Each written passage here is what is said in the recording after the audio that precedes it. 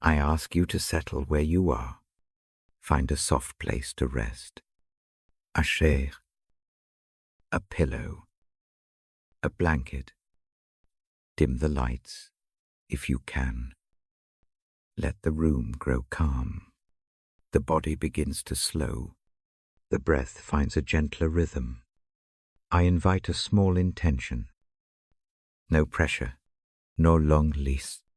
Just one quiet wish to listen with an open heart. Not to perform, not to prove anything. Simply to receive. This time belongs to that slow opening. It asks for honesty. It welcomes whatever arrives. Take a moment to notice how you sit. Feel the weight where you meet the chair. Feel the weight of the feet on the floor or the mattress beneath you. Let the shoulders drop. Let the jaw soften. The eyes do not have to stay open. They may rest gently or close. The hands relax. The breath continues. Steady and sure. Imagine the room as a small harbor. Outside. The world may toss and turn. Inside. Everything changes pace. The harbor is shallow and warm. A single lantern glows. That light is not bright. It is enough. It offers warmth more than answers. Let that image stay with you. It asks only for the choice to come in. Honesty matters here. There is no need for polished words. Bring what is true. Bring tenderness. Fear. Fatigue. Gratitude. Doubt. All of it has room. The invitation is simple. Let what is real be present without judgment. Mercy meets honesty. It does not shame. It listens. It holds. I speak as one who will read to you tonight from the scriptures. The book rests beside me. The pages are familiar. The voice I use is slow and deliberate. Each sentence lands like a soft step. I do not seek to rush. The words do not have to be memorized. They have only to be heard. They have only to sink in a little. Before the first line, breathe with me. Inhale for 4 counts. Hold for a count. Exhale for 6 counts.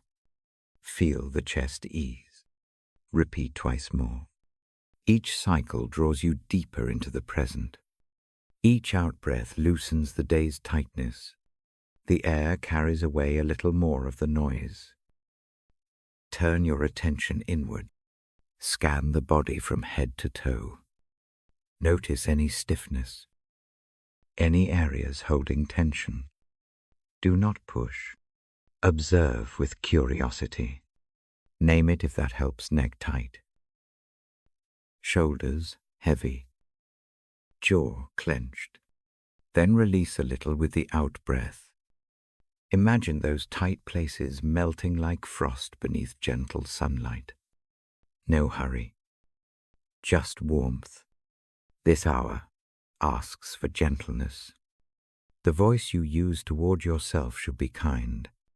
Replace sharp judgment with soft understanding. If the mind wanders, that is expected. It always does. Return without scolding. Each return is a small act of compassion. Each return opens the heart a bit more. The Bible I will read from speaks often of rest, of shelter, of mercy poured out like water. Those images are simple. They are also deep. Tonight, they are not tools for argument. They are anchors. Hear them as invitations, not tests. Let them be soft bedding for a tired soul. I do not require certainty from you. Doubt sits at the edge of faith like a visitor. It may come and go. Allow it room. Ask no immediate answers. Sit with the question. Sometimes the presence of calm and a steady reading is the clearest answer. It tells the heart it is not alone. If prayer rises naturally, offer it quietly. If no words form, that is fine. Silence is a form of prayer too. Listen to the silence that holds the words. It often contains the nearest comfort. Mercy flows there without fanfare. Think of mercy as a quiet hand on the brow. It cools before it explains. It comes earlier than understanding. The assurance I want to leave with you is simple. Mercy reaches to where you are. Hope grows in the small acts of receiving.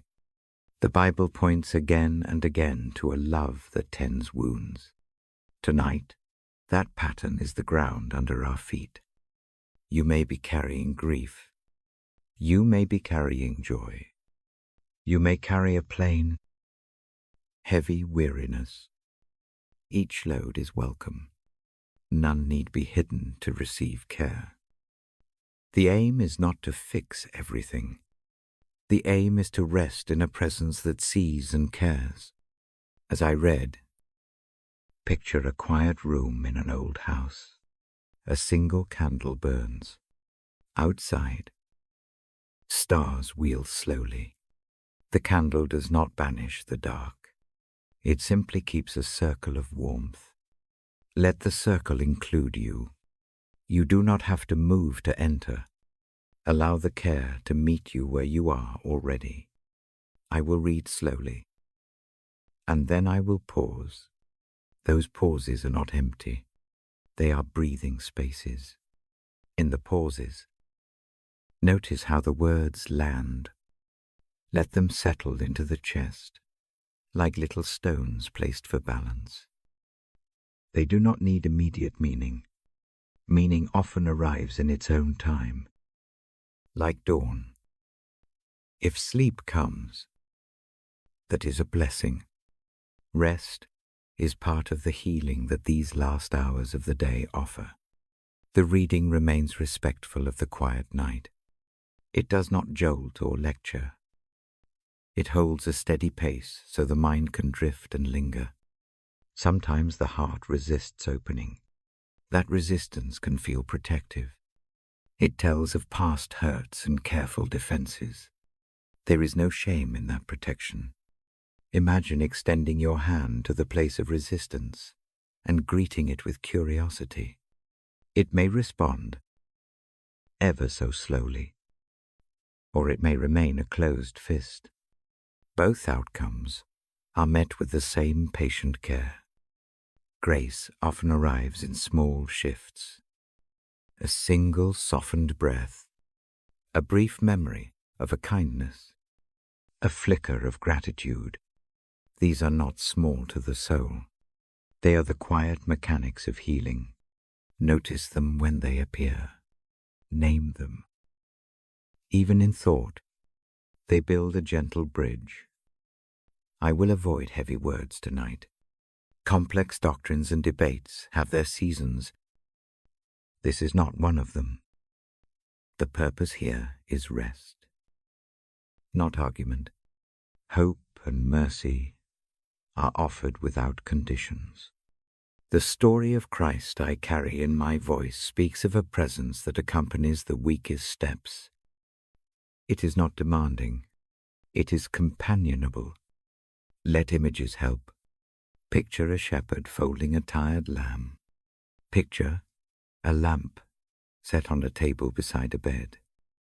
Picture a hand laid on a troubled forehead. These images are not explanations. They are soft tools for the tired mind. Use them as you like. Let them be blankets for thought. As the evening deepens, the reading will move through themes that steady the heart shelter.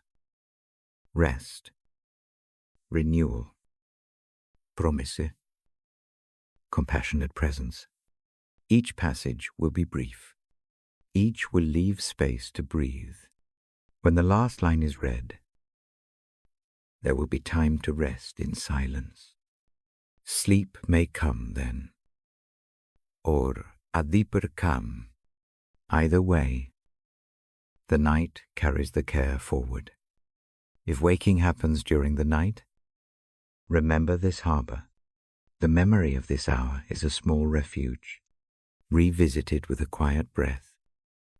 The mercy offered does not dissolve with dawn. It remains like a foundation stone under the day. There is freedom in this quiet practice. No performance is required. No checklist awaits.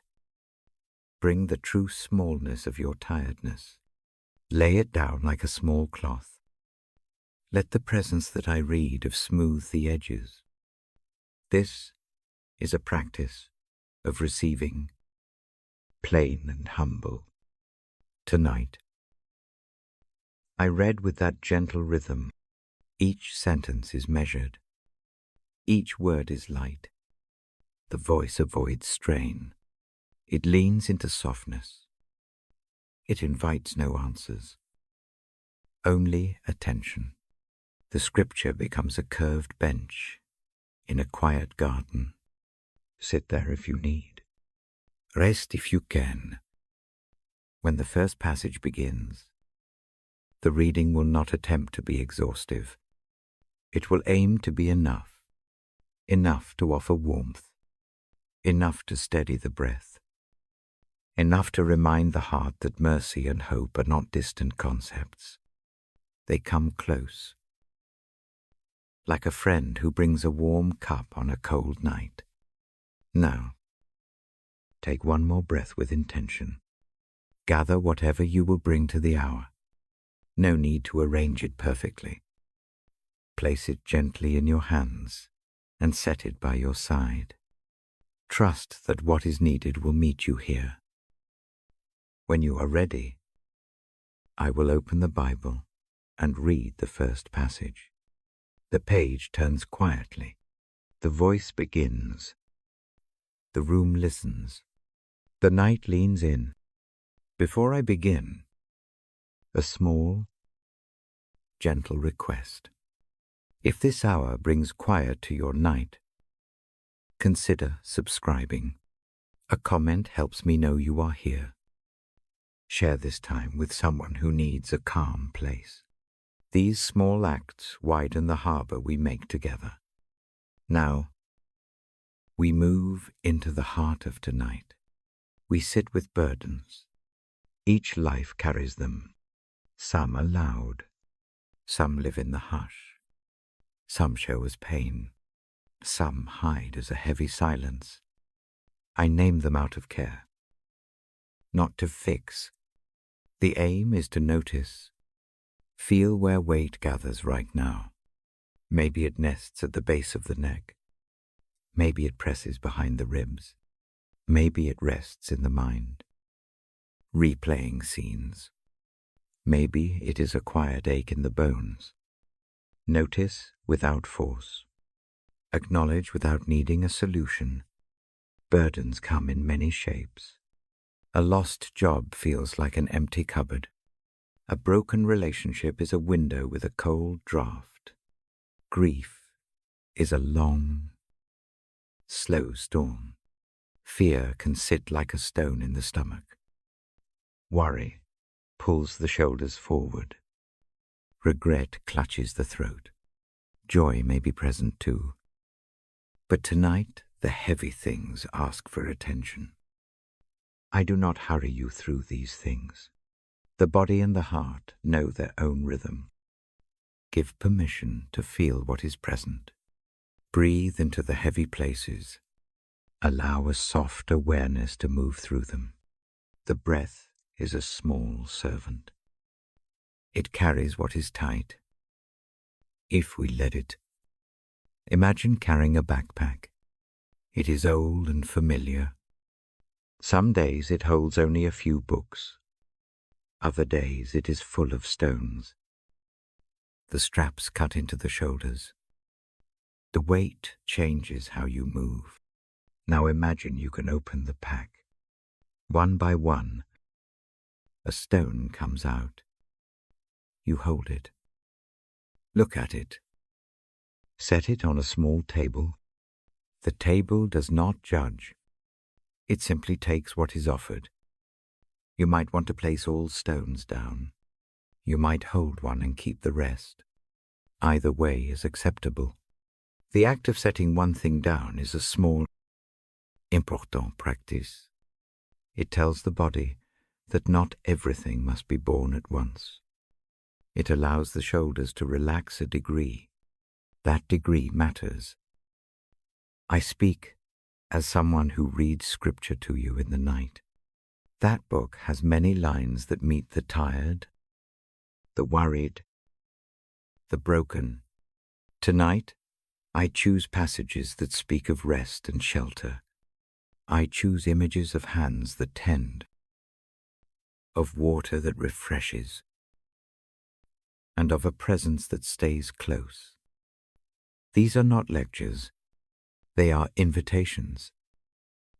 If faith feels fragile or absent, that too has room. Doubt need not be hidden. It can sit beside hope like rain, beside a window. Both can be held in the same breath. The Bible I hold does not require perfect belief to offer comfort. The words reach toward what is human first, the need to be seen and the need to be held. Let me describe a small scene. Picture a quiet room. The candle from before keeps a soft circle. The backpack sits open on the chair. You take one stone, any one that feels largest. You place it on the table. The motion is small and calm. The hand that moves is steady. A release happens, subtle as a loosened knot.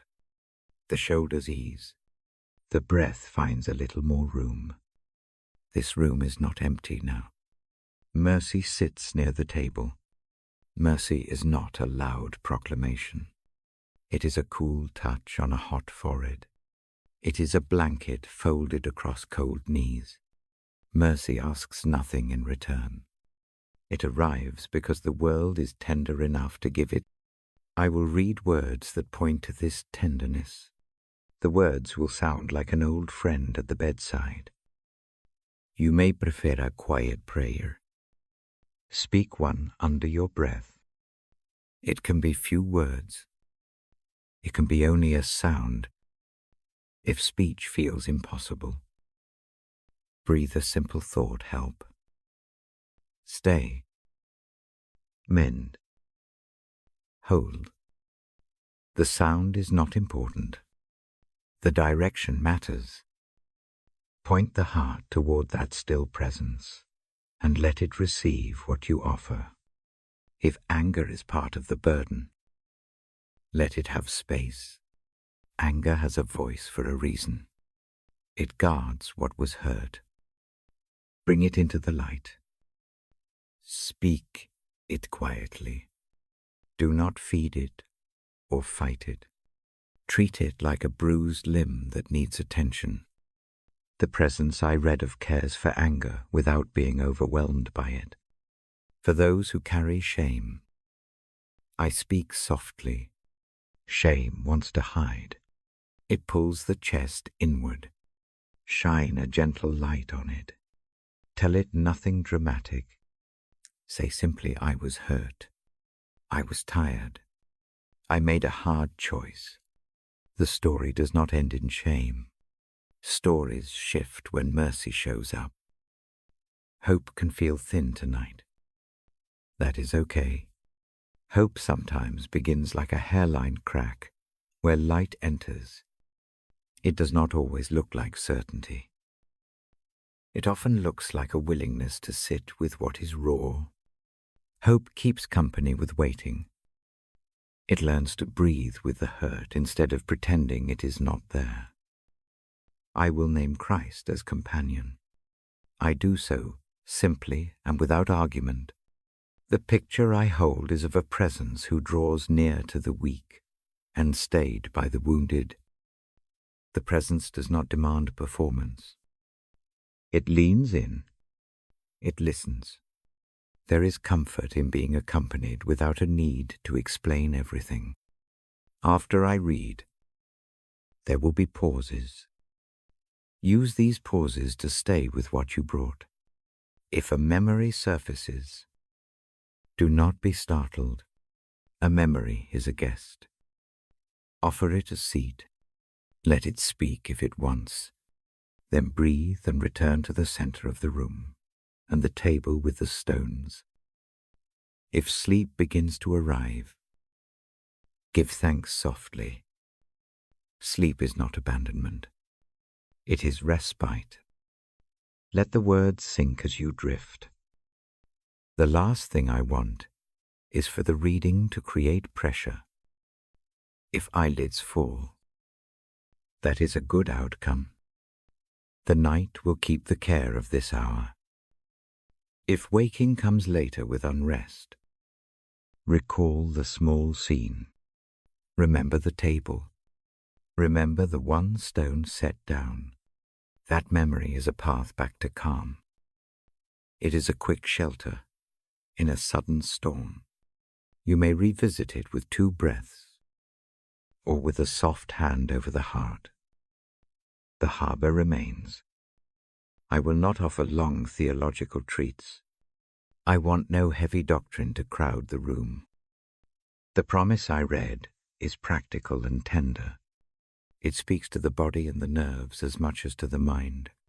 The sentences will be short, the pacing slow. The voice will rest like a hand on the shoulder. In the next moments, I will invite you to bring one burden forward. Not all, just one. Choose the one that feels nearest. Place it in the imagined palm of your hand. Look at it kindly. Give it a name if that helps. Say the name quietly. Then, when you are ready, lift your hand toward the table where mercy waits. As you do this, keep breathing slow. Inhale calm. Exhale tension. Each breath loosens a little of what holds tight. The body remembers how to relax when it is allowed to do so. Allow it. Allow it now. If you are not ready to place a burden down, that is fine. Stay where you are.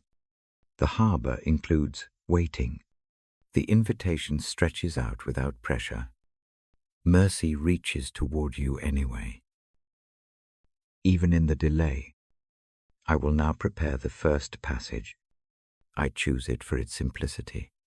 It speaks of rest and of a hand that steadies the weary. It uses images that fit this room: a lamp, a shelter, cool water. Listen for those images. Let them find the part of you that needs them. Take one more slow breath with me. Inhale for 4 counts. Hold gently for a moment. Exhale for 6 counts.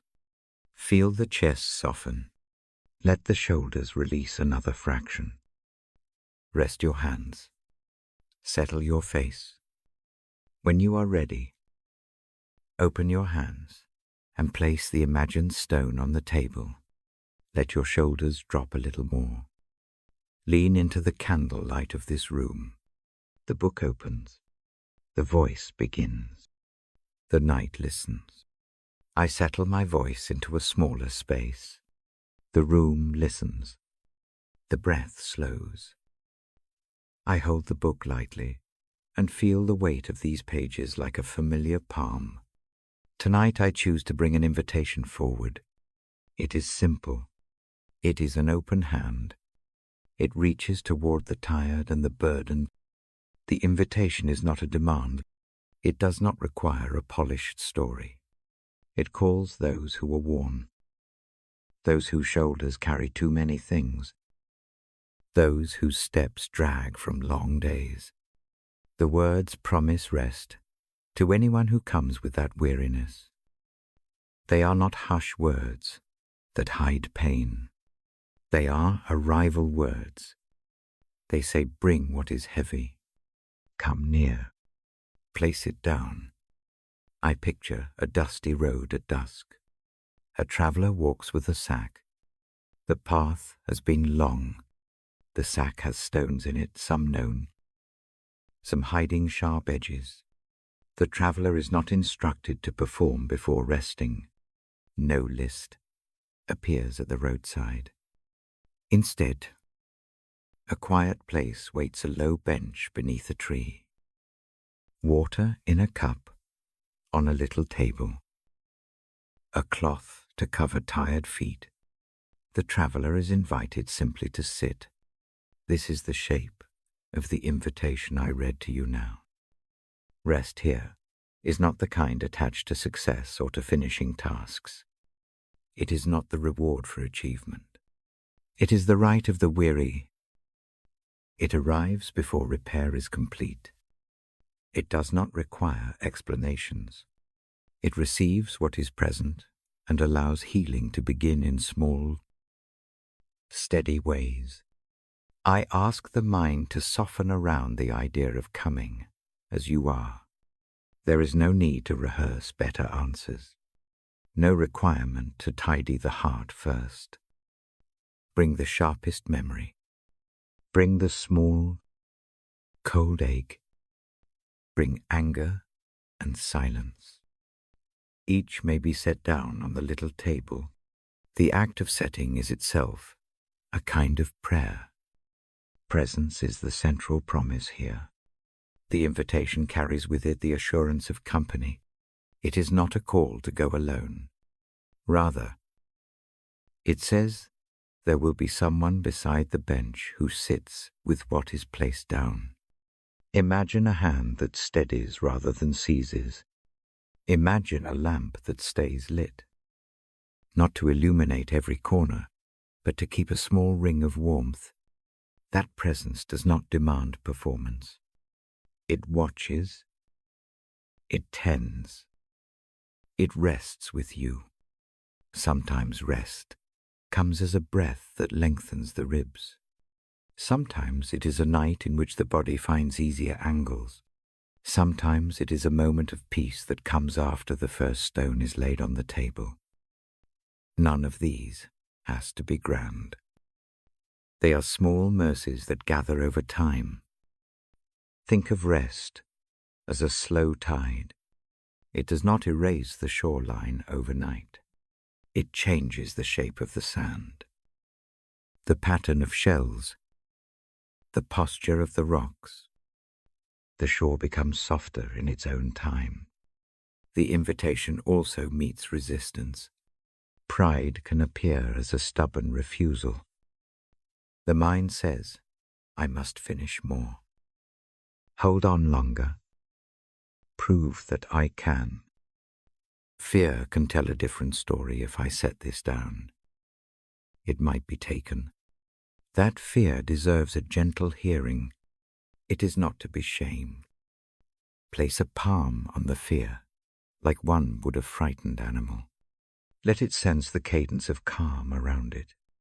Often, the fear loosens under a steady hand. There is no quick fix in these words.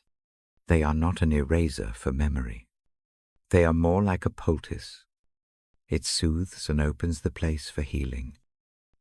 You may still review the day. You may still remember what went wrong. The difference is that remembering happens within a room that holds you. The memories do not hurl you into panic.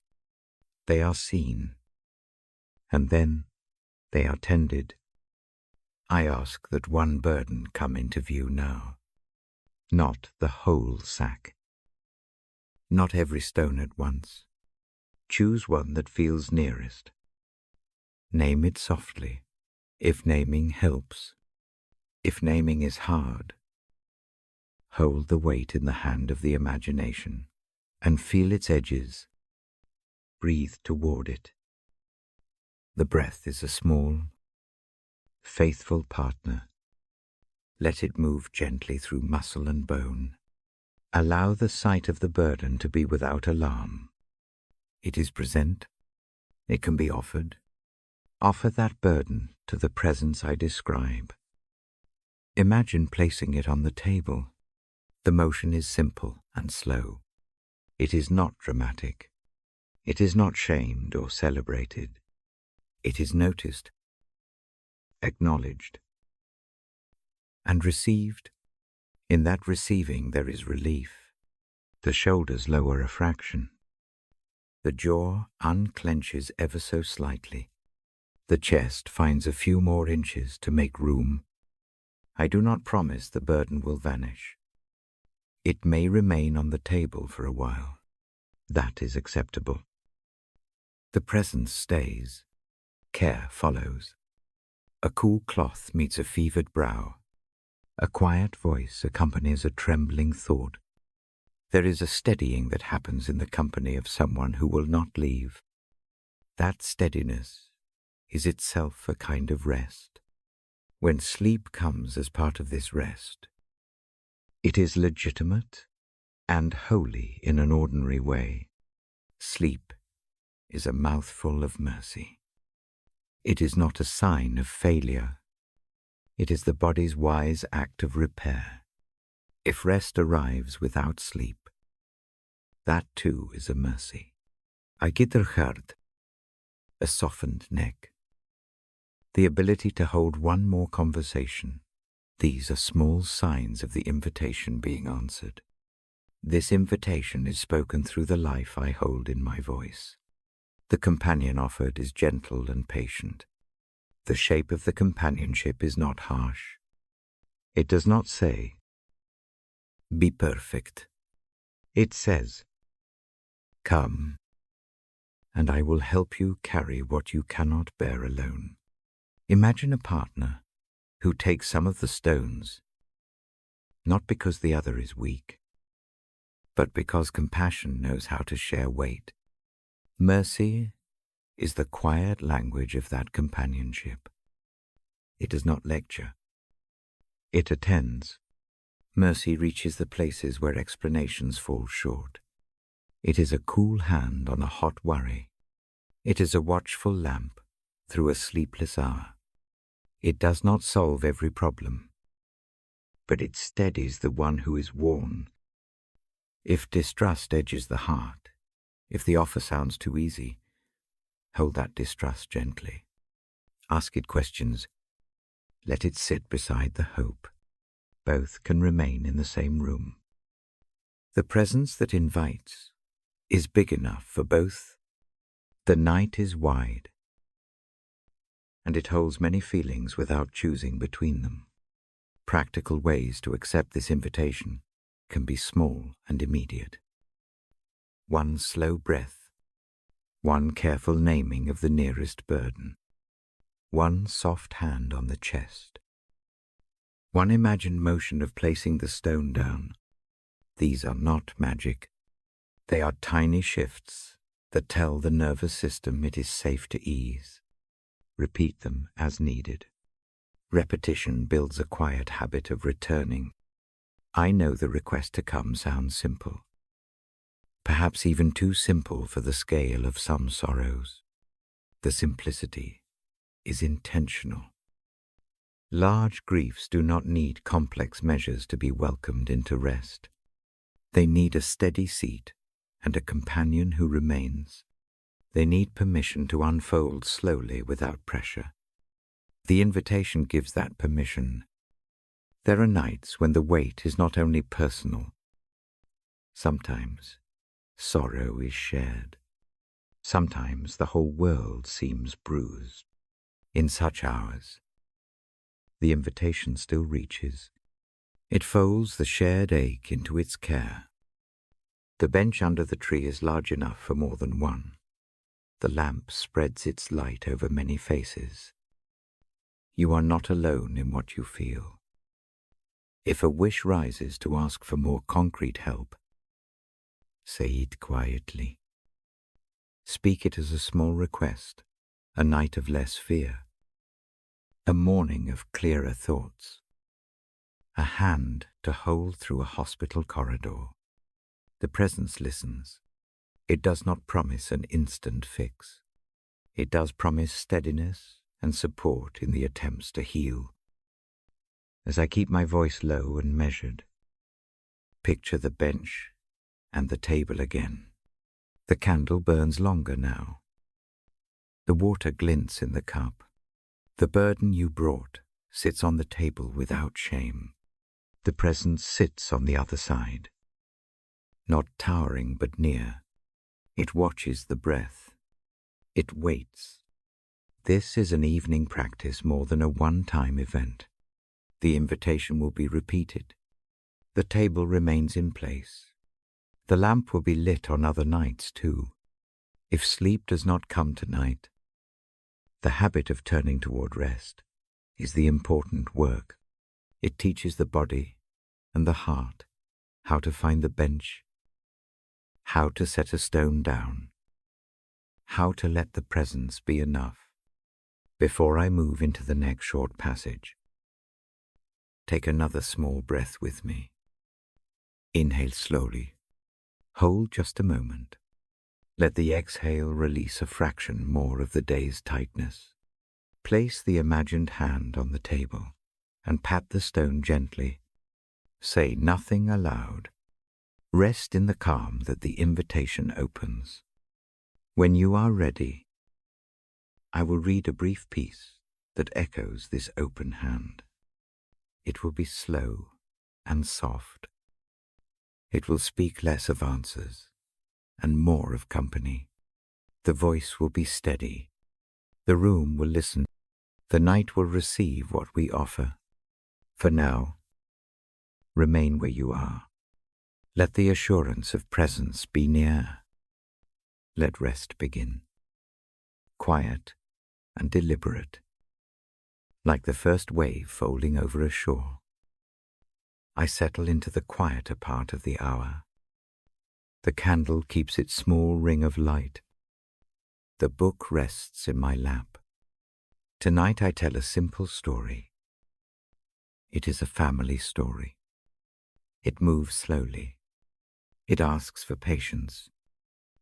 It holds room for healing. A younger sister, close in age, holds a misunderstanding like a pressed leaf. She keeps it between 2 pages of a book. The misunderstanding grows a crease. The crease becomes a memory that keeps its shape. She walks through a week with that fold in her chest. Each step presses it deeper. It begins with a small incident. A word is heard in a tone that carries more than it intends. A sentence meets a tired ear. The two do not match. Fear reads one thing. The speaker offers another. The difference blooms into a hurt that wants attention. The sister feels small. She feels unseen. She backs away to guard what feels fragile. Family habits matter. Old rhythms repeat without thought. A hallway glance becomes a test. Food on the table becomes a measure of worth. The sister interprets silence as dismissal. She does not want to accuse. She holds the hurt quietly. The quiet, in time, grows a shadow. The one who unintentionally caused the pain does not notice at first. Life moves. Work asks for attention. The household hums. That lack of notice becomes its own hurt to the sister. She imagines being invisible. The imagination is faithful to what it fears. It stitches together stories that fit the ache. I watch this unfold from where I sit at the bedside. The story is not raw in its cruelty. It shows how small things slide into larger wounds. That slippage is common. I have seen it before in other rooms. I have felt it in my own chest. It is quiet and slow, like frost forming on a window. One evening, The sister finds a moment where the house is still, laundry is folded, footsteps are few. She carries her pressed leaf to the table. The lamp throws a warm pool of light. She sets the leaf down and looks at it. It is flatter now under the lamp. The shape is easier to see. In that light, she chooses a new motion. She notices first that the leaf is not the whole of the tree. It is only one shape taken from many. That helps. She breathes. She calls nothing dramatic to the room. Instead, she offers a small honesty to herself. She names the hurt in the quiet of her own mind. Naming does not change history. It changes direction. The act that follows is humble and small.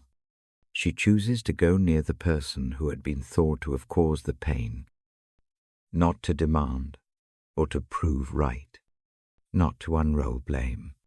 She goes to touch the edge of the misunderstanding with honest presence. She carries no long speech. She carries only a willingness to be clear and to be seen. When the two meet, there is no angry theatre. There is only a shared breath. The one who had been seen as inattentive listens in a way that surprises both. The listening is patient, not defensive. It attends to the soft shape of what was felt. In that space, truth begins to uncurl like a fern, unfurling at dawn. The sister speaks. Her words are spare. She does not give a long verdict. She says what was carried. She says how it felt. She does not ask for perfection in response. She asks only for witness. The other hears and does not shrink. The hearing alone meets the ache in a gentle way. I describe this meeting slowly because the motion is an image of grace. It is not spectacular. It is not public. It is domestic and humble. A hand reaches toward another hand. One person sets down a pressed leaf on the table. The other sits and looks. The table becomes an altar of reconciliation in miniature. Food might follow. A cup will be shared. The small gestures hold the deep changes. God's role appears not as an abstract law, but as a quiet teacher in the room. I have read from the Bible about a God whose heart leans toward the fragile. That same presence moves in the small space between family members. It nudges a person toward honesty. It opens ears to listen. It steadies hands that are ready to forgive. In the story, the one who listened does not excuse error. She acknowledges what happened and accepts responsibility for how her tone or timing added to the wound. The acceptance is not a theatrical confession. It is a plain admission that helps the sister feel seen. That admission turns the misunderstanding back into something that can be handled. It loses its poisonous edge. Forgiveness comes as a shared act. It is not only the one who asks who changes. The one who forgives is altered too. Her heart opens in a practical way. She loosens the hold on resentment. The sister, in turn, lets go of the tight knot formed around the hurt. The knot unbinds a little, and both breathe a degree more freely. I read these moments the way I read a short psalm. Each sentence lands calm and deliberate. The pace is slow. I let small pauses sit in the room. Those pauses are part of the work. They let something settle. After the confession and the acceptance, the two do not leap to perfection. They walk back into ordinary life together. But the walk is easier. The air moves differently in the kitchen. The tea tastes less bitter. God's mercy shows in practical ways. It does not erase consequences. It does not pretend the past did not leave marks. It makes space for healing to begin. In the family, that means changes. Habits adjust. A glance becomes an invitation rather than a test. The lamp on the table is left burning longer on some nights. A hand lingers on a shoulder now and then. These small practices teach new rhythms. I emphasize how God's forgiveness models human forgiveness here. The heavenly example is not a distant rule. It is a pattern we can imitate. It teaches us to receive confessions without triumph. It teaches us to offer pardon without bargaining. When one family member practices this, others learn by watching. The household slowly becomes a place that expects mercy, not punishment, to be the first response. There is also a quiet lesson about burden bearing. The sister had carried the pressed leaf like a stone in a sack. By asking for understanding, she lifts one stone and places it on the small table we have kept in this house of images. The table does not make the stone vanish. It keeps it wide enough that the weight is borne by two. That shared bearing is a picture of what it feels like to bring burdens to a presence larger than ourselves. I often return to that picture when I read scripture before sleep. The act of laying a burden at God's feet is not an escape. It is a shift in where the load rests. In the family story, they lay their narrow misunderstanding before a broader mercy.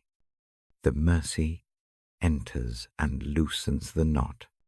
Repair begins in both hearts and in simple daily acts following the conversation. Reconciliation feels slow.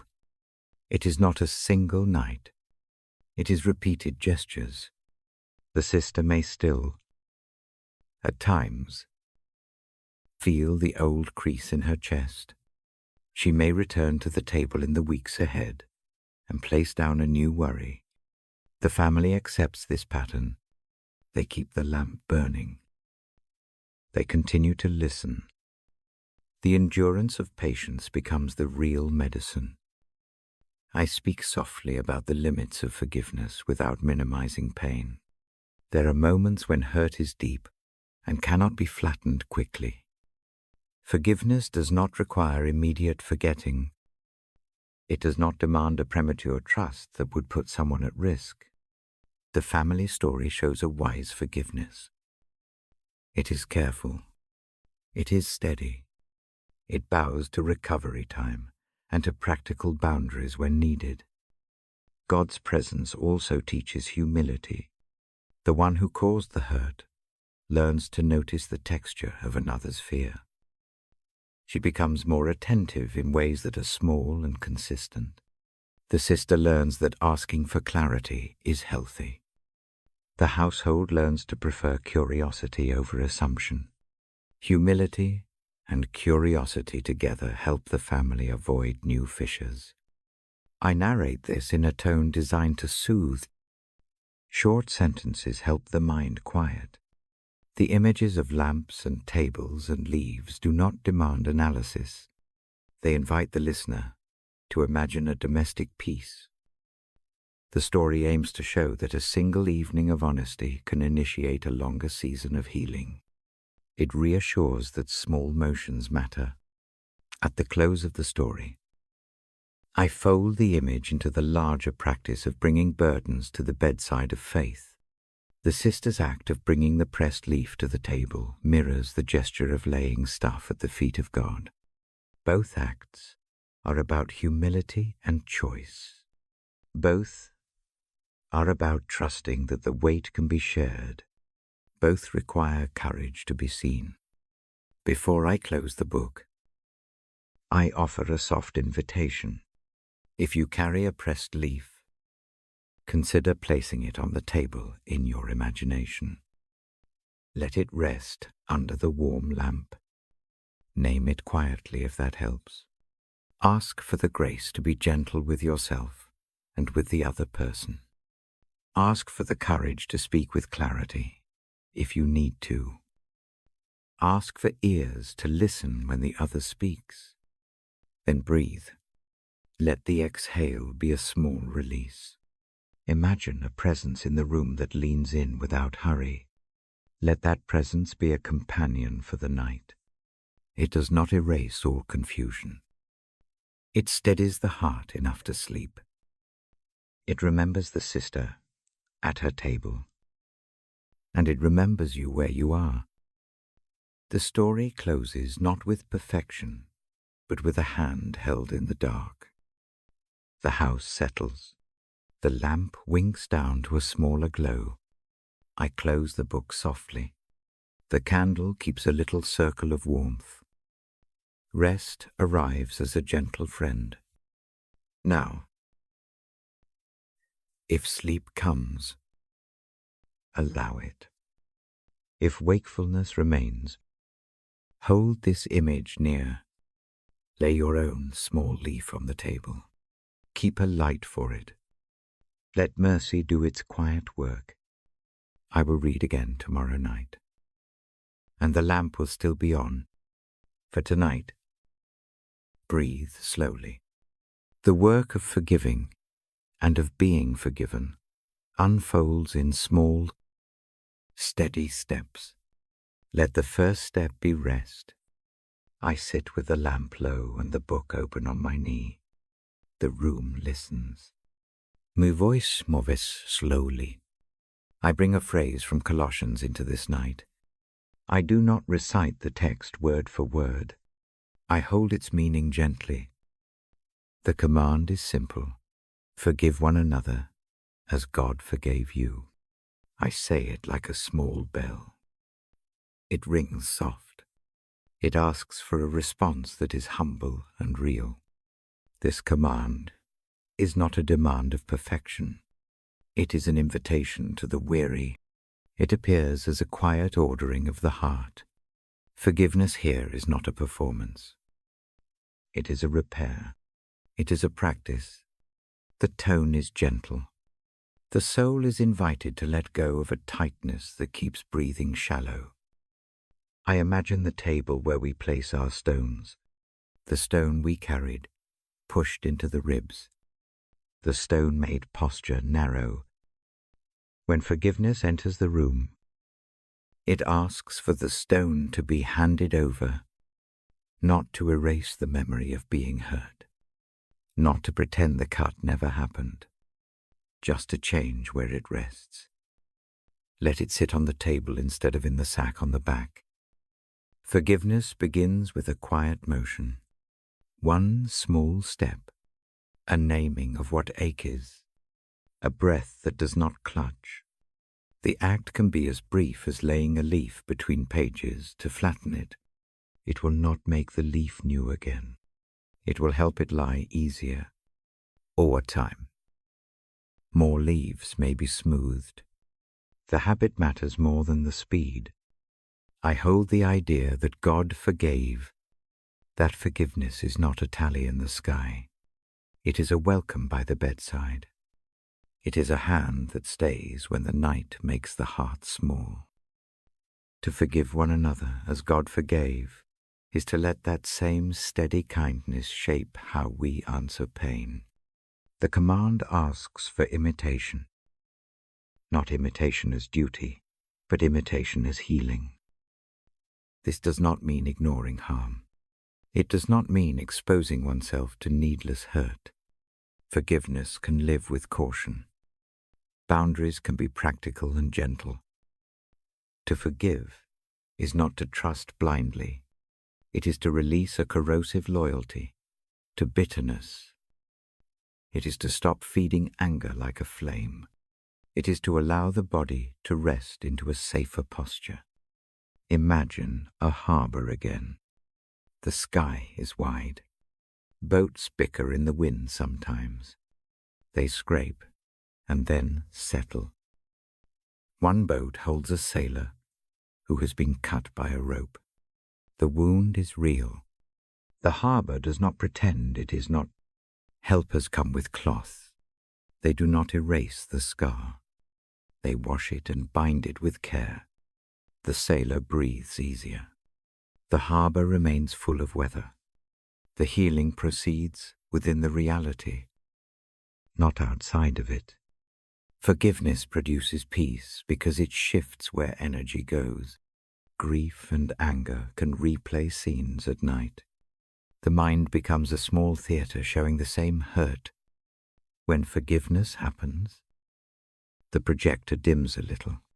The same memory may visit. It may still ache, but it no longer commands the whole room. A space opens where sleep can enter, where daily tasks no longer taste of hot metal. Peace is not a sudden absence of sorrow. It is a softening of its hold. I speak about practical ways to live this command. Begin with one small thing. Name one grievance. Say it quietly to the lamp. Offer it to the table. You do not have to say the whole story.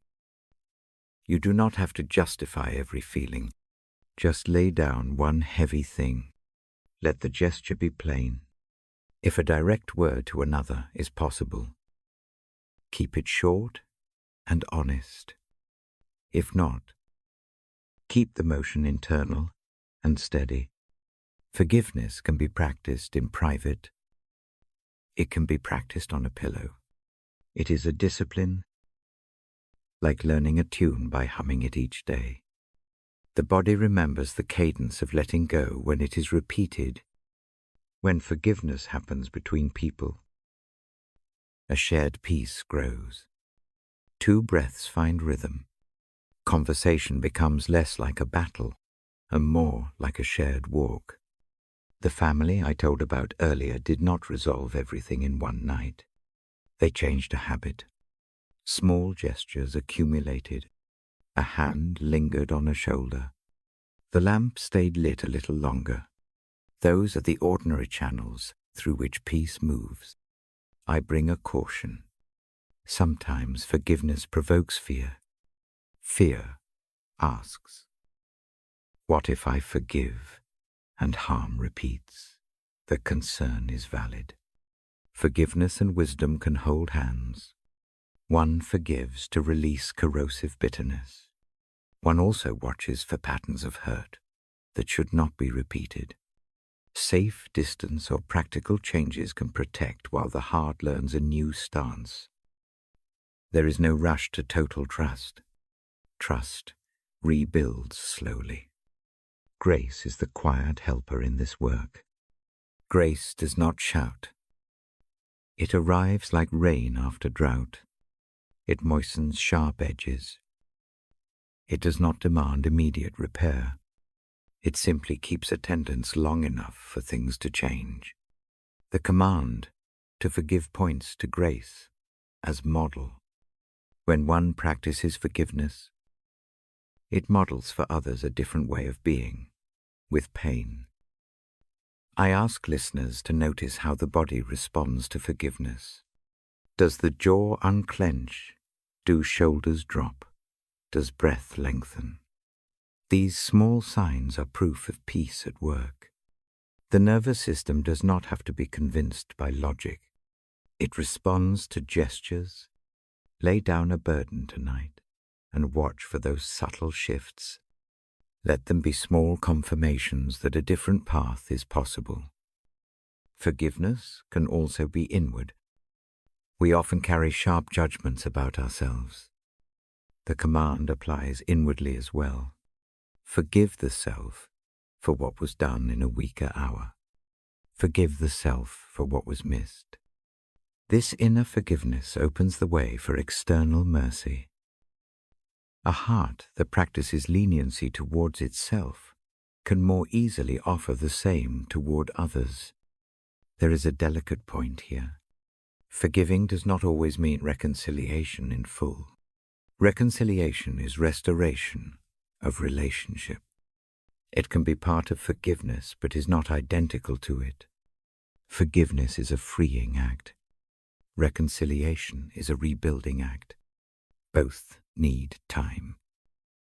Both need safety, and both can be tenderly pursued without hurry.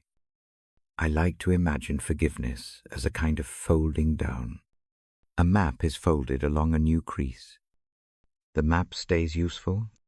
The fold makes it easier to carry. The journey continues. The places on the map remain the same. The new fold changes how one moves through them. It reduces the weight of carrying the entire map as a burden. Practice helps. Each night, name one small hurt. Place it on the table. Say the simple sentence inwardly, I release this to mercy. Breathe out. Rest. Repeat as needed. Over a season, the habit rewires the heart toward peace. The harbor becomes a place where boats can mend rather than clash. The lamp learns to stay lit for the long hours. If humility feels painful, I hold it with gentleness. Humility does not mean defeat. It is an openness. It is a willingness to accept that others are flawed too. That recognition can free a person from the endless work of proving worth. It opens space for mutual care. I offer a quiet practice now. Close the eyes if it helps. Bring to mind one person and one small grievance. See the face softly, not as an enemy, but as a human who was tired and acted from that place. Imagine the table. Place the grievance there. Watch it rest under the lamp. Stay with the breath for a few slow counts. Let the exhale be longer than the inhale. In that longer out-breath, imagine the grip loosening just a fraction. Do not worry if nothing dramatic occurs. The first nights are often gentle and almost imperceptible. That is how durable change begins. The body keeps what it learns through repeated small acts. Forgiveness may not erase scar tissue. It will make room around the scar so the rest of the heart can breathe. I return briefly to the image of God's forgiveness. It is like a lamp that keeps burning when the house is loud and messy. It does not insist on perfect silence before it glows. That steady light teaches the household how to glow too. When people learn to forgive, they reflect that light to each other. The result is not a polished perfection, but a house that can be lived in with less fear. As this part closes, set the book gently down. Keep the image of the table and the lamp. Bring one small hurt to that surface. Let mercy take it for a while. If sleep arrives, lead it. If wakefulness lingers, carry this practice into tomorrow. I will return with another passage soon. The lamp will still be lit. The harbor will still hold. Now breathe slowly. Rest. When it comes, with the thought that forgiveness is a path toward peace. Walked one gentle step at a time. I keep the lamp low and the book near. My voice stays slow. The room listens. I read to you each night. That small duty shapes my hours. It teaches me to look for quiet things. Tonight, I want to tell you something that happens to me still. It is small. It is ordinary. Yet it carries a weight like a stone that has been smoothed by water. I share it so you might notice the same kind of gentleness in your own day. A few months ago, I am traveling through a city I do not know well.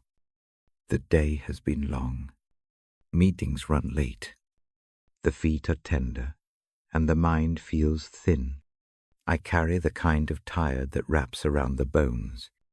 The map on my phone is dimmed to save battery. A rain begins as I walk. It is the kind that does not rush. It threads the air like a soft veil. I find a small cafe with a warm window. Inside, a few people sit with cups and newspapers. The owner nods as I enter and gestures to a chair near the back. I am relieved to be out of the damp. I order something simple and warm. Steam rises in the paper cup. The first sip is a quiet comfort. It soothes the throat like a brief prayer. A woman at the next table gathers her things. She looks at me for a moment. In her hand is an umbrella that is not quite closed. Without a word, she moves to the table beside the door and sets it there with a slight motion that saves me from rising. Her manner is small and careful. It feels like help before it is offered. I do not ask. She seems to understand more than a map would. The cup grows cool in my hands. Outside, the rain thickens. I watch it slide down the window. The city looks as if it is remembering how to be softer. The woman returns to her seat and begins tying a scarf.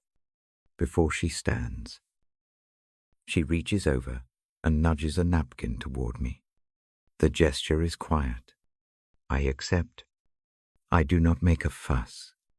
I do not perform gratitude for an audience.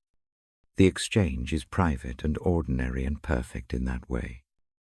On the walk back to the hotel, the umbrella is folded over my arm. The streets smell like wet stone. My shoulders carry less of the day. I notice my breathing is slower. The heart that is often hurried is a little steadier. I do not call that woman by name. I do not place her in a story of heroism. I only keep the memory of a kind motion and the way it changed my posture. That night, I read a passage softly before sleep, and the image of the paper cup and the umbrella appears like a small lamp in the mind. I tell this story because grace often arrives in that size. It does not always come with fanfare. It comes as an umbrella in a rain. A napkin slid across a table. Someone who remembers to say a small word when the world is loud. These gestures do not fix everything. They do not rearrange the larger maps of sorrow or loss. They do, however, steady the next step. They make the road feel less lonely for an hour. The Bible I read before you every night speaks of kindness in the plainest terms. It points to a heart that leans toward the fragile. I hold that as a lens now. When I look back on the day, I practice scanning for these small mercies. The practice trains the eyes. It teaches me to look for the soft edges in the places that might otherwise be sharp. Once, after a week of worry, a neighbor brings over a slice of bread wrapped in a napkin. There is no announcement. The bread is not perfect.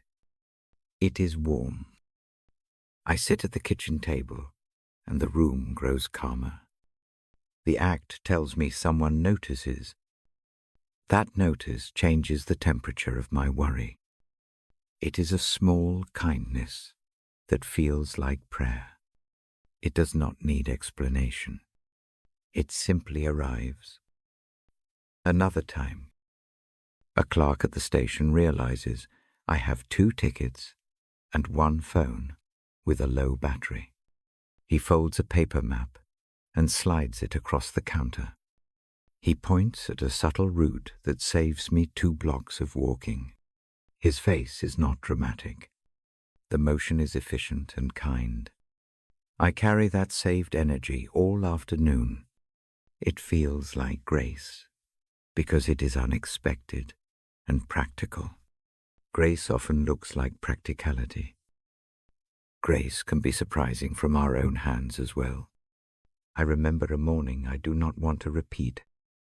I wake heavy with regret over a sharp word given the night before. The shame sits like wet clothing. I plan to stay quiet, to let the day pass. Yet something in me moves toward another room. I offer a coffee and a short sentence of apology. The response is not perfect. It is enough. The exchange does not erase the sting, but it loosens its grip. Forgiveness begins in the ordinary willingness to show up. That small motion feels like grace arriving from within, a mercy given and received in one breath. These moments teach a quiet logic. Kindness is not always an answer. It is an accompaniment. It does not solve the problem in all its complexity. It shifts the felt weight. A heavy pack does not vanish, but a strap is loosened. Breathing becomes more possible. The nervous system notes the change. The body remembers that it can relax, even for a beat. Part of my work is noticing these events to share them with you. Reading the Bible at night trains me to listen for them. I find that scripture and small kindnesses live in the same neighborhood. Both point to a presence that is near, even when proof is thin. The practice of reading each night sharpens the senses. It becomes easier to see the hand that reaches while pretending nothing extraordinary happens. I also learn from surprise. There are days when I expect no help and yet help appears.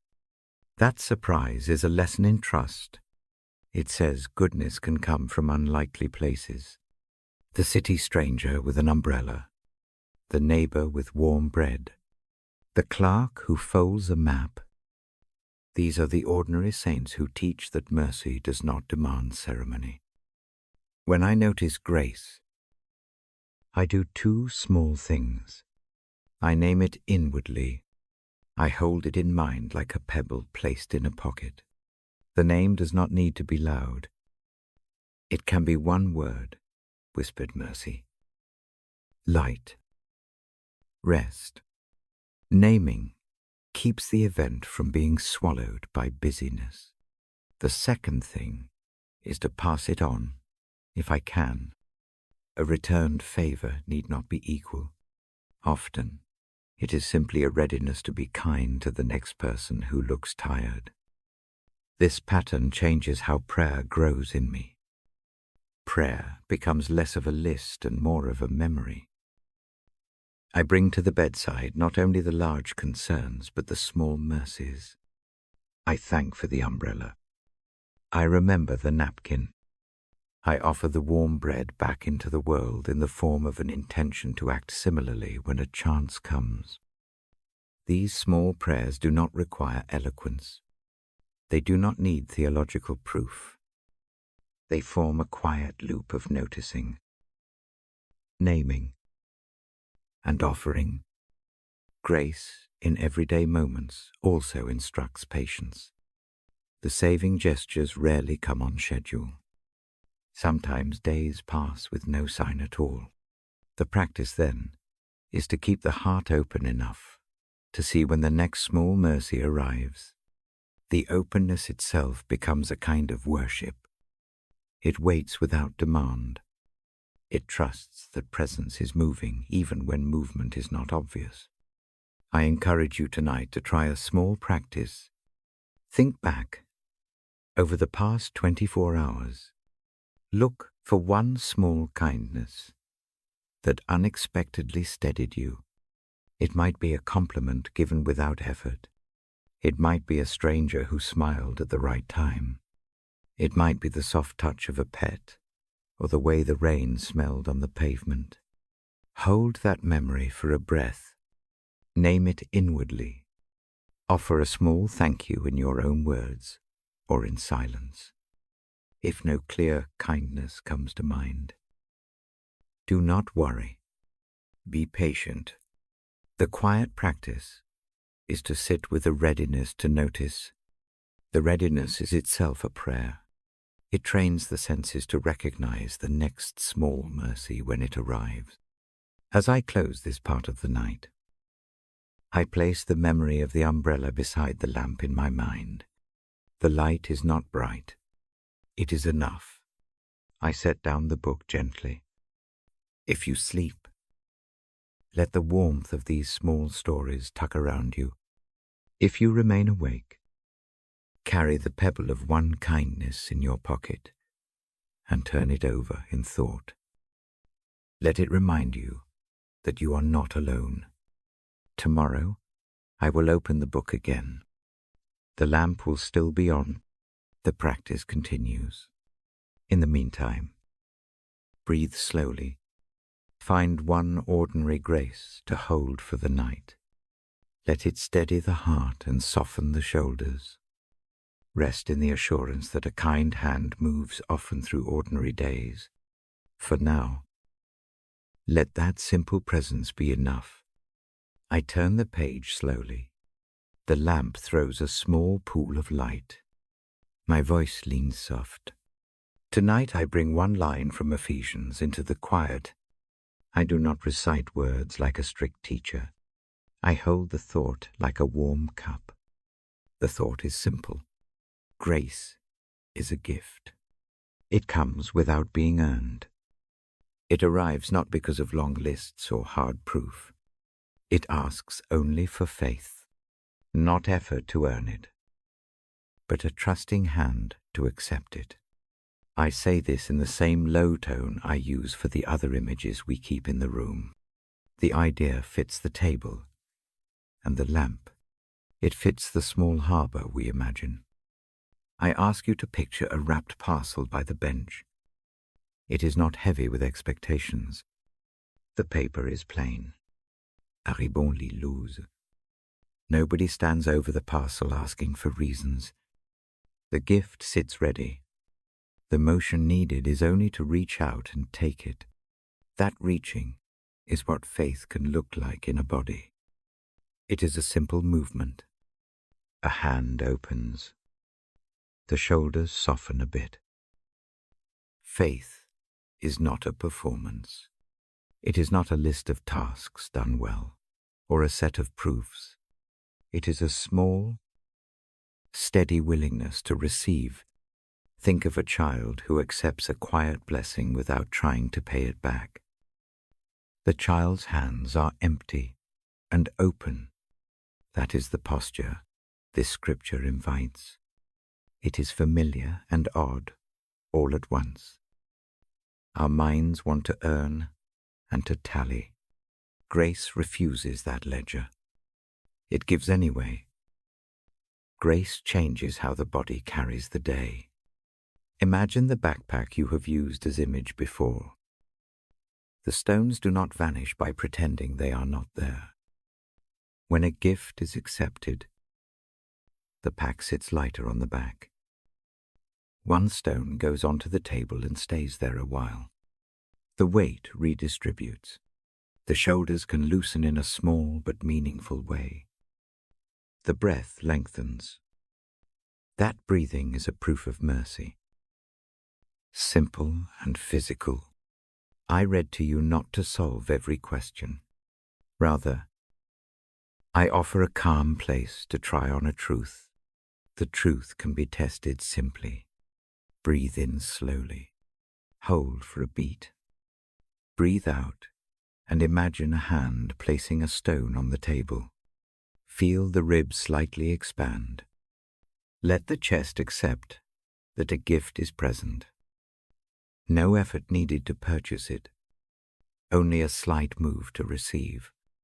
Grace is generous in a way that surprises the sense of justice. It feels unfair to the mind that counts merit. Yet mercy moves differently.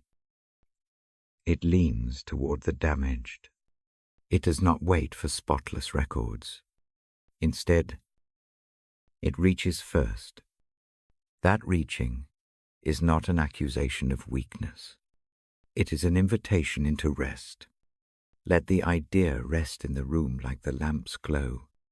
When the mind insists on earning, answer gently. Say inwardly that the hand offering the gift is steady and patient. It does not demand a long explanation or a tidy list of achievements. The gift is not a favor for the worthy. It is a provision for the weary. This distinction matters quietly. It reshapes how the heart negotiates fear and failure. Faith then becomes acquired trust. It is like choosing a seat in the harbor when the wind feels uncertain. Sitting does not fix the weather. Sitting changes the experience of the wind. The bench offers company. The lamp is there. The motion of sitting is small, but it shifts the body out of fighting mode into receiving mode. That is enough at first. Consider the nervous system. When the body believes it must earn safety, it tightens. Muscles stay primed. Sleep is shallow. The voice in the head rehearses defenses. Accepting a gift interrupts that loop. The body senses a lack of requirement and begins to ease. The jaw loosens. The shoulders drop an inch. The breath becomes longer. These are simple, quiet signs of peace being practiced in the tissues. Do not mistake ease for cure. Peace in the chest does not mean all problems disappear. It does mean that the problems do not command every moment. There is space again for small joys and for rest. The presence of grace creates margins where fear cannot stand so strongly. The margins are small at first. They widen over time with repeated practice of receiving. Faith can look like tiny acts, a whispered acceptance, an inward word such as yes, or I receive, a hand laid on the chest, a small breath offered as a sign of trust. None of these are theatrical. They are private and ordinary. They are habits that teach the nervous system a new rhythm. Repetition builds the path. I sometimes find it hard to accept gifts. Pride makes a poor companion. The mind says, give back. Prove worth. That instinct is old and loud. In the quiet of the room, it is safe to notice that voice without obeying it. The gift sits beside the lamp. The ribbon remains loose. You may keep the gift for a long time on the table. You do not have to open it immediately. Receiving can be simply acknowledging that a provision exists. That acknowledgement is itself a small act of faith. This grace is not a private convenience. It is a mercy tied to a name we have used before in these nights. The pattern of the life it points to is one of accompaniment. The presence that gives is the same presence that walks beside the weary traveler. It does not lecture. It steadies. The gesture is not loud. It is faithful in a way that does not demand applause. Think of a companion who carries part of the load without making an announcement. Hope grows quietly in that company. When a gift is accepted, hope is given space to breathe. It can be fragile. It may start as a hairline crack of light, but with repeated breathing and repeated acceptance, the crack widens into a path. Hope is not immediate abundance. It is a steady presence that shows the next step is possible. Sometimes accepting grace meets fear of dependency. That fear asks, will I become passive? Will I forget to try? The answer lives in balance. Accepting a gift does not excuse responsibility. It releases the frantic calculus that says self-worth equals endless performance. One may receive and still act. The rhythm changes. From proving to responding, action flows from rest rather than from a compulsion to earn love. The comfort of this truth is practical.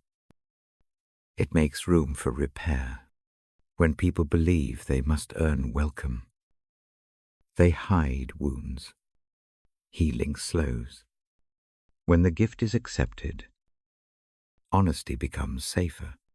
A person can tell a short, true thing about pain without immediate fear of rejection. That truth-telling is a kind of oxygen. It feeds relationships and inward repair. In the small rituals of night, grace becomes a pillow to lay worries upon. Say to the lamp that this one is given. In the dark, allow a hand to rest on the part of the body that is tight. Breathe in for 4 counts. Hold. Breathe out for 6. Let the exhale carry a single phrase received. The voice need not be loud. The body will notice. Over time, the habit of receiving becomes as natural as brushing teeth or closing a window. Faith, remembered, is a childlike trust, and yet it is mature too. It is not gullibility. It is a clear-eyed acceptance that the gift is offered and that one may rely on the giver in the present. That reliance changes how decisions are made. The frantic undercurrent that pushed toward proving and overperforming relaxes. One can act from clarity rather than compulsion. Mercy follows acceptance. When the gift is in hand, mercy moves into the space around it. Mercy is not a performance either. It is a steady presence that cares for the wound. It tends where repair is needed. It does not rush the healing. It keeps attendance. Imagine a warm cloth placed over a fevered spot. The heat does not drop instantly. The cloth soothes while repair unfolds. That is the comfort that comes with grace, accepted. This is not a theological lecture. It is bedside company. The scripture we hold tells of gifts that do not require purchasing. I read that to you like a soft bell. I watch how the face in the quiet changes. The breathing lengthens. The jaw lets go. The room feels a degree lighter. If resistance appears, treat it like any other guest in the harbor. Offer it a small chair. Do not shame the doubt. Ask it gently what it fears. Often the fear is of being foolish or naive. Answer with patience. Say that receiving is not a sign of weakness. It is a spiritual honesty. It chooses to be held because holding is safer than perpetual proving. As I close this passage in my reading, I place my hand on the book. The light on the page is calm. The parcel by the bench remains available. Perhaps you will reach for it now. Perhaps you will keep it on the table for another night. Either choice is part of the practice. The important motion is gentle and true to allow receiving as an option before sleep. Try a small experiment. With eyes closed, imagine a gift laid before you. Imagine the hand offering it is steady and sure. Reach out, even if only an inch. Feel the tiniest relief. Let the ribs expand. Let the shoulders drop. Keep the breath slow. If a name arises for what is accepted, rest, forgiveness, peace, name it softly in the mind. I will leave this image in the room as I close the book. The lamp will keep its circle. The harbor will remain a place where gifts are offered without strings. If sleep comes, let it carry the memory of a small hand opened to receive. If wakefulness stays, hold the parcel like a promise. In the morning, the practice can begin again. For tonight, rest in this truth. Grace comes as a gift. Faith opens the hand to accept it. Peace follows in small, steady steps. Breathe. Receive. Let the harbor hold you. The lamp stays on until the next page turns. I settle the lamp a little lower. The room keeps a soft circle of light. My voice is quiet. Together we slow. Find the place your body can be still. A chair, a pillow, a bed. Make a small choice to settle there. Rest the hands. Let the feet soften. Allow the spine to lengthen without strain. Close the eyes if that feels safe. If not, let the gaze soften to the dark edge of the room. The world outside may keep its noise. This moment does not have to answer that noise. It only needs to be steady. Begin with the breath. We do not rush it. Breathe in through the nose for 4 counts. Pause gently for 2. Breathe out through the mouth for 8 counts. Let the out-breath be longer. Repeat this cycle 3 times. Each exhale carries a little more of the day away. As you breathe, name softly what you carry. Not to judge it, not to fix it, just to see it. A worry about tomorrow. A tiredness that sits in the bones. A small regret. A restless thought. Place each thing in your mind like a small object on a table. Now, move the attention slowly down the body. Begin at the scalp. Notice any tightness there. Breathe into it. Let the forehead unclench. Soften the space between the eyebrows. Let the temples cool. Move to the jaw. Let the teeth part a breath's width. The tongue rests. The throat loosens. Shoulders drop away from the ears. If holding happens, name it heavy shoulders. Then let them fall a little more with the next long exhale. Scan the chest. Does the breath feel shallow? Invite it deeper into the belly. Put one hand lightly there, if it helps. Feel the belly lift on the in-breath. Let it fall on the out-breath like a gentle tide. The ribs remember how to widen when given room. Ease down through the hips. Let the pelvis sink into the chair or mattress. Notice the weight of the legs.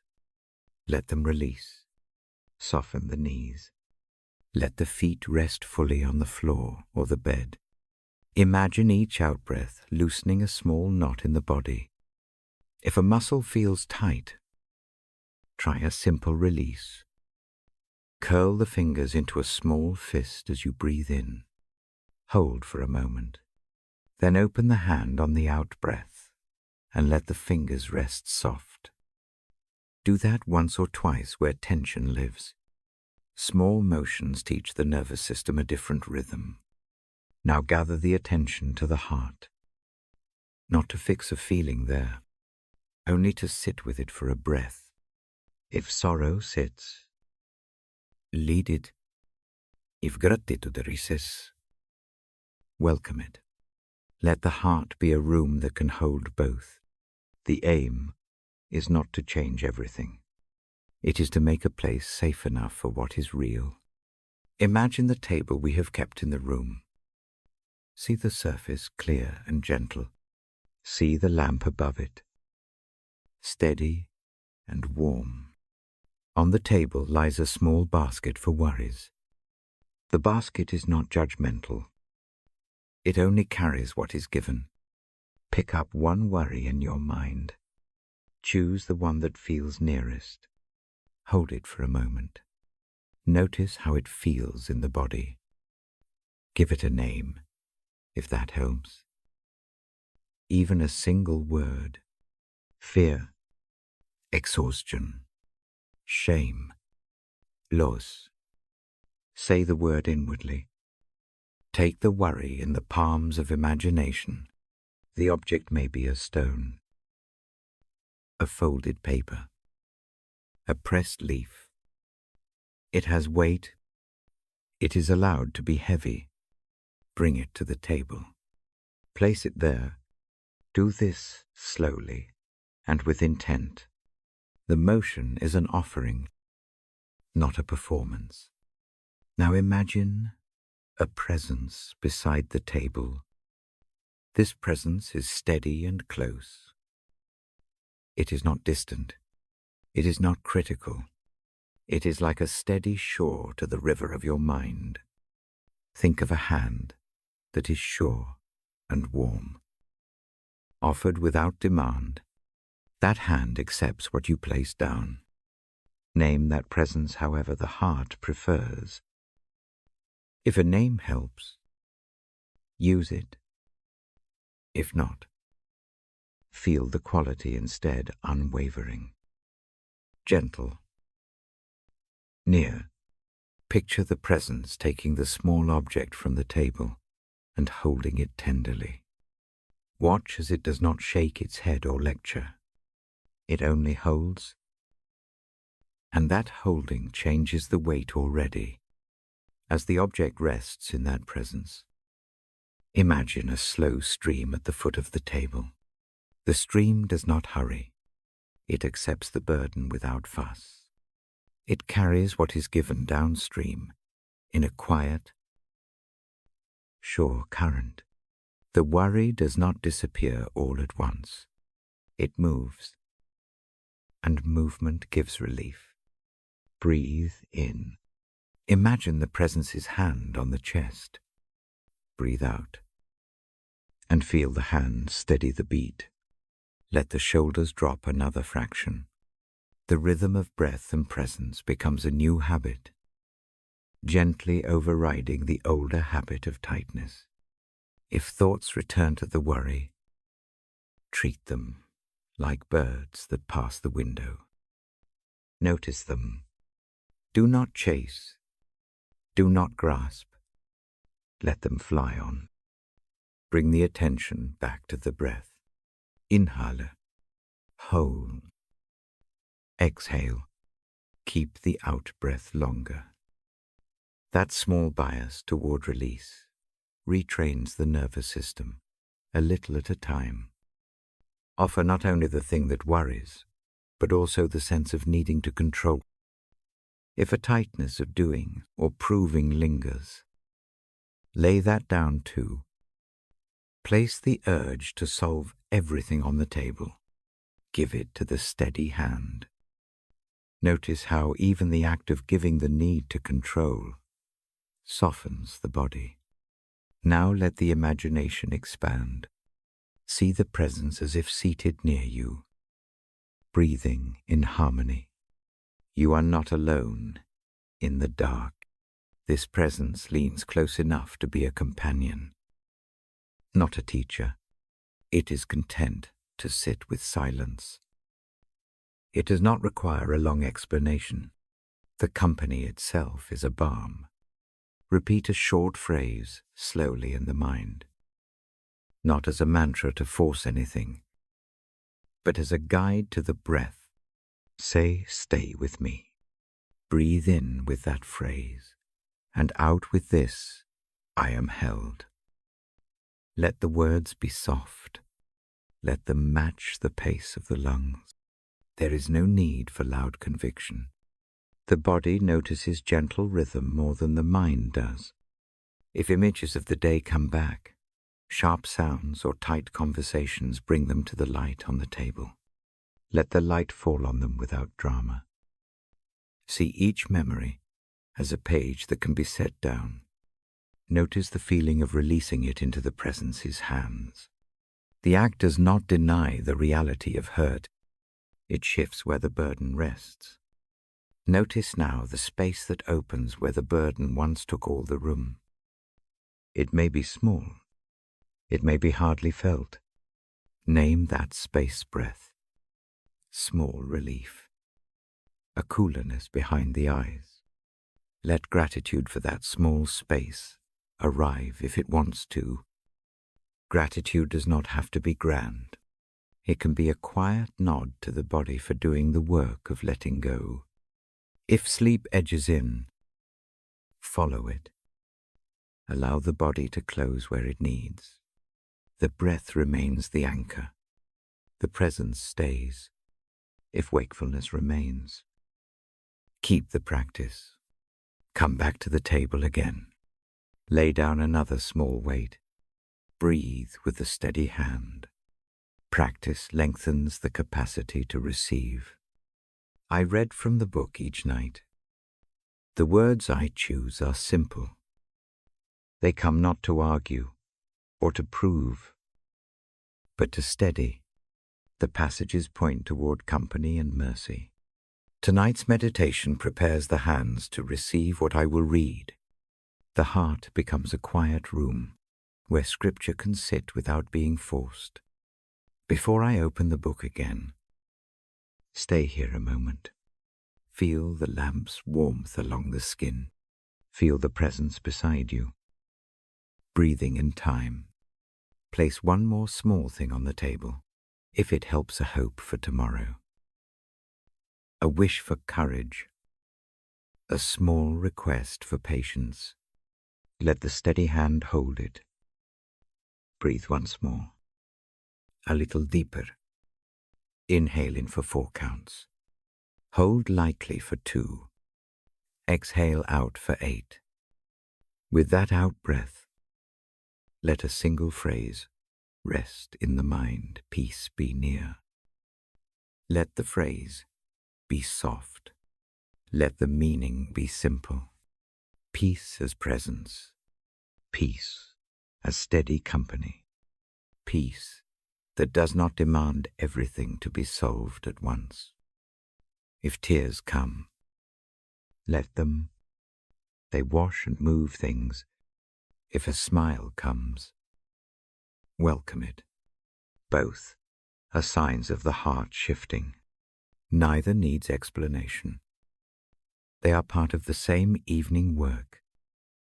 When the time comes to rise or to sleep, do it slowly. If sleep comes, let the breath keep its longer exhale. If the body stays awake, lie with the awareness that you are not alone. That presence keeps its seat by the table. It does not leave at dawn. I will open the Bible now and read a short passage. The passage will be slow and spare. The voice will not hurry. It will carry the same care as this meditation. The lamp will stay low. The harbor we have made remains ready. Rest if it comes. If not, continue to breathe and to place small things on the table. One final breath together. Inhale. Pause. Exhale. Let the release be gentle. Let the mind rest. The presence remains. The night listens. When you are ready, let the book open. The first line will find the space we have made. The reading will be slow. The mercy in the words will meet the quiet we have practiced. For now, breathe, be held. Let peace steady the heart. I settle into the quiet with you. The lamp is low. The book waits. Tonight I hold a single line in my mind and let it spread like a soft cloth across the room. The phrase says that there is a peace not formed by reason. It is not a calm earned by sorting facts or forcing answers. It arrives where thinking ends and something steady begins. The words I read are not a riddle. They point to a peace that sits beyond the neat borders of thought.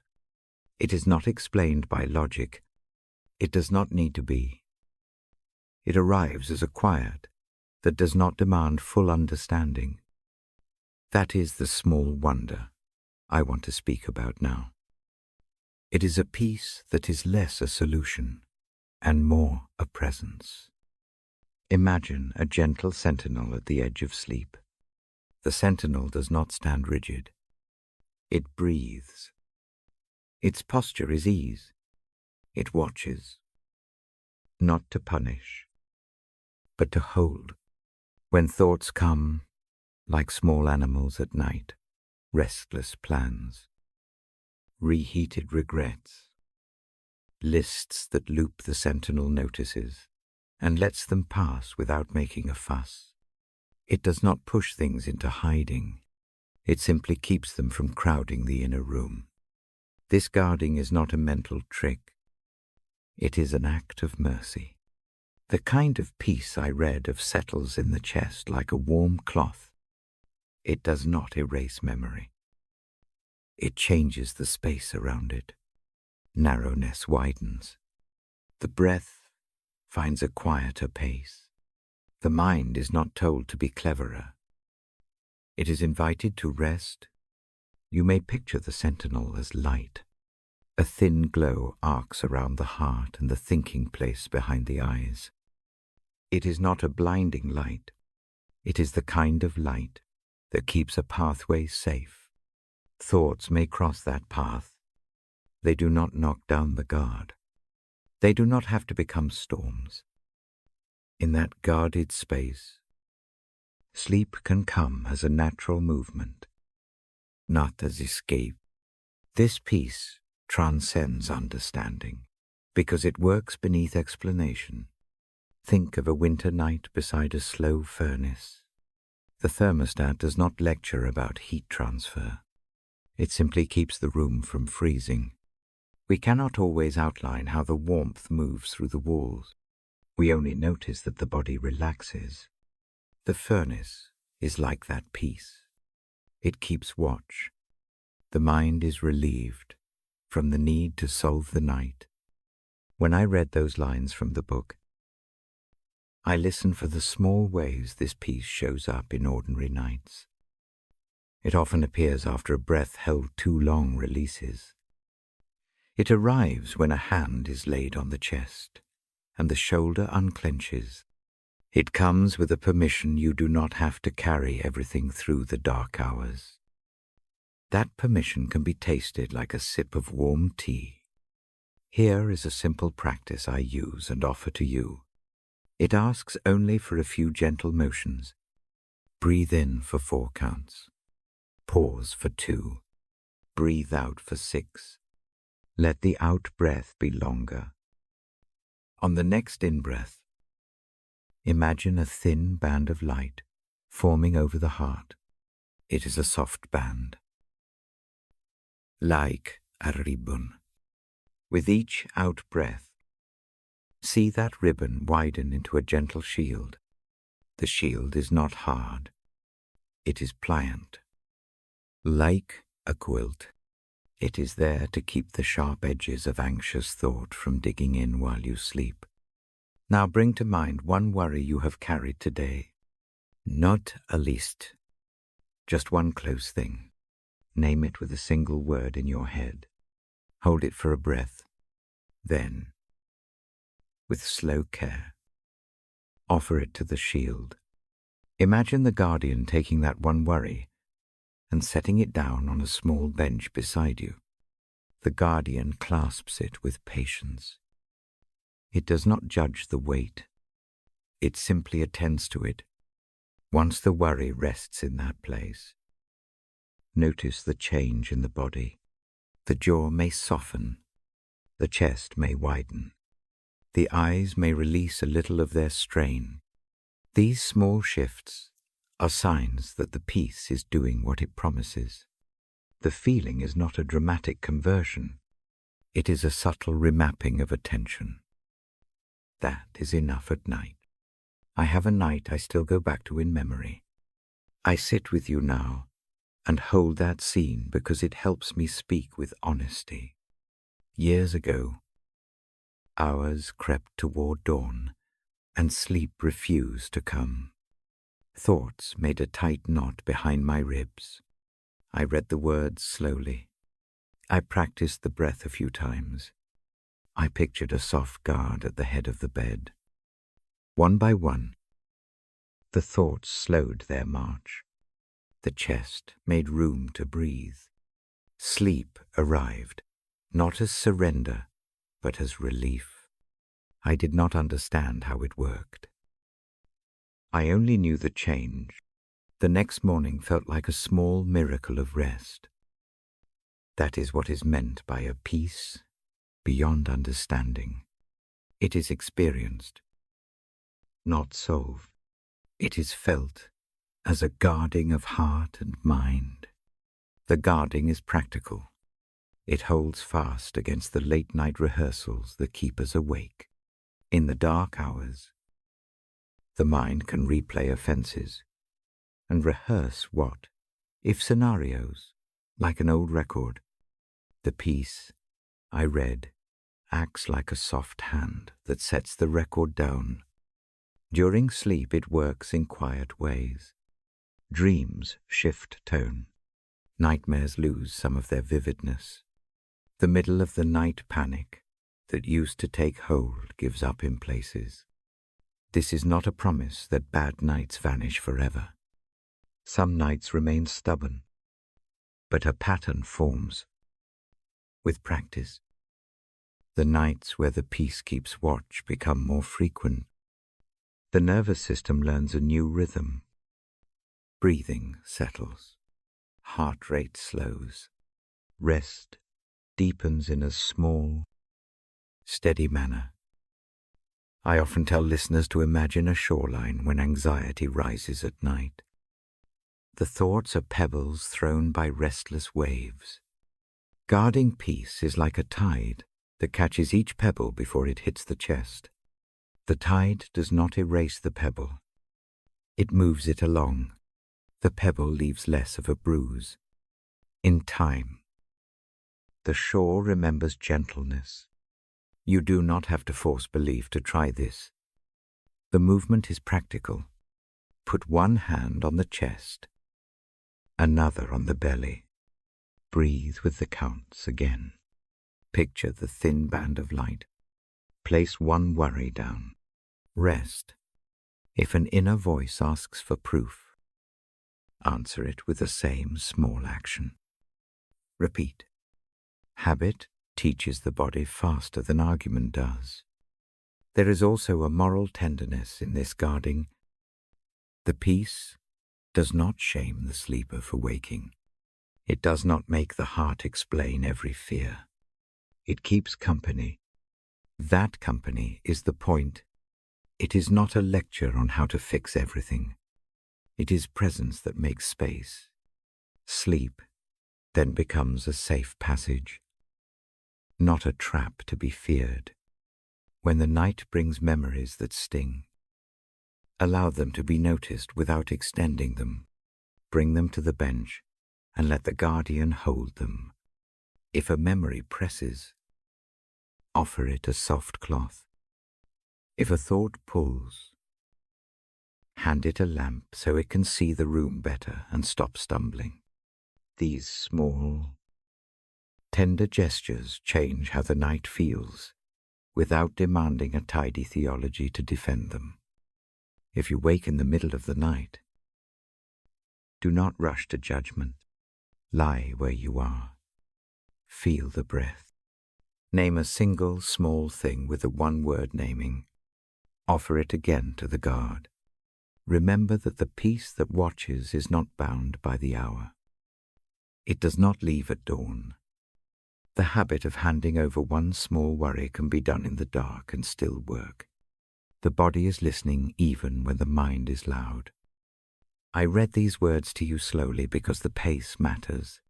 Rushed instruction makes the nervous system brace. Slow speech invites it to lean.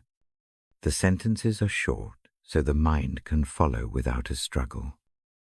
The images are simple, so your imagination can carry the practice into sleep. There is grace in this.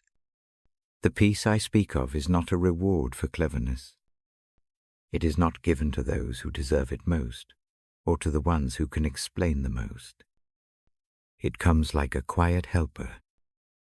It reaches across the bed and keeps watch.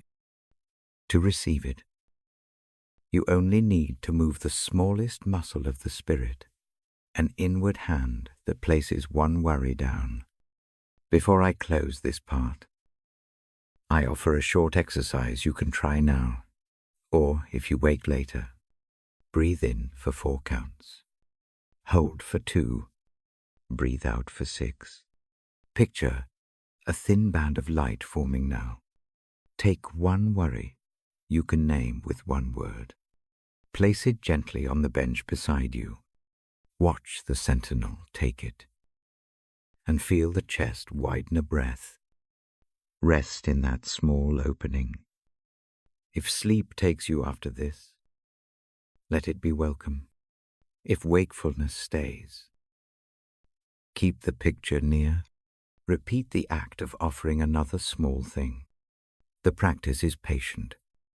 It does not rush the healing. It keeps watch. When you are ready, I will open the book again. I will speak next about how these words touch my own life in other ways. For now, breathe. Place one small worry down. Let the gentle guards stand watch. The night listens, and the peace does its quiet.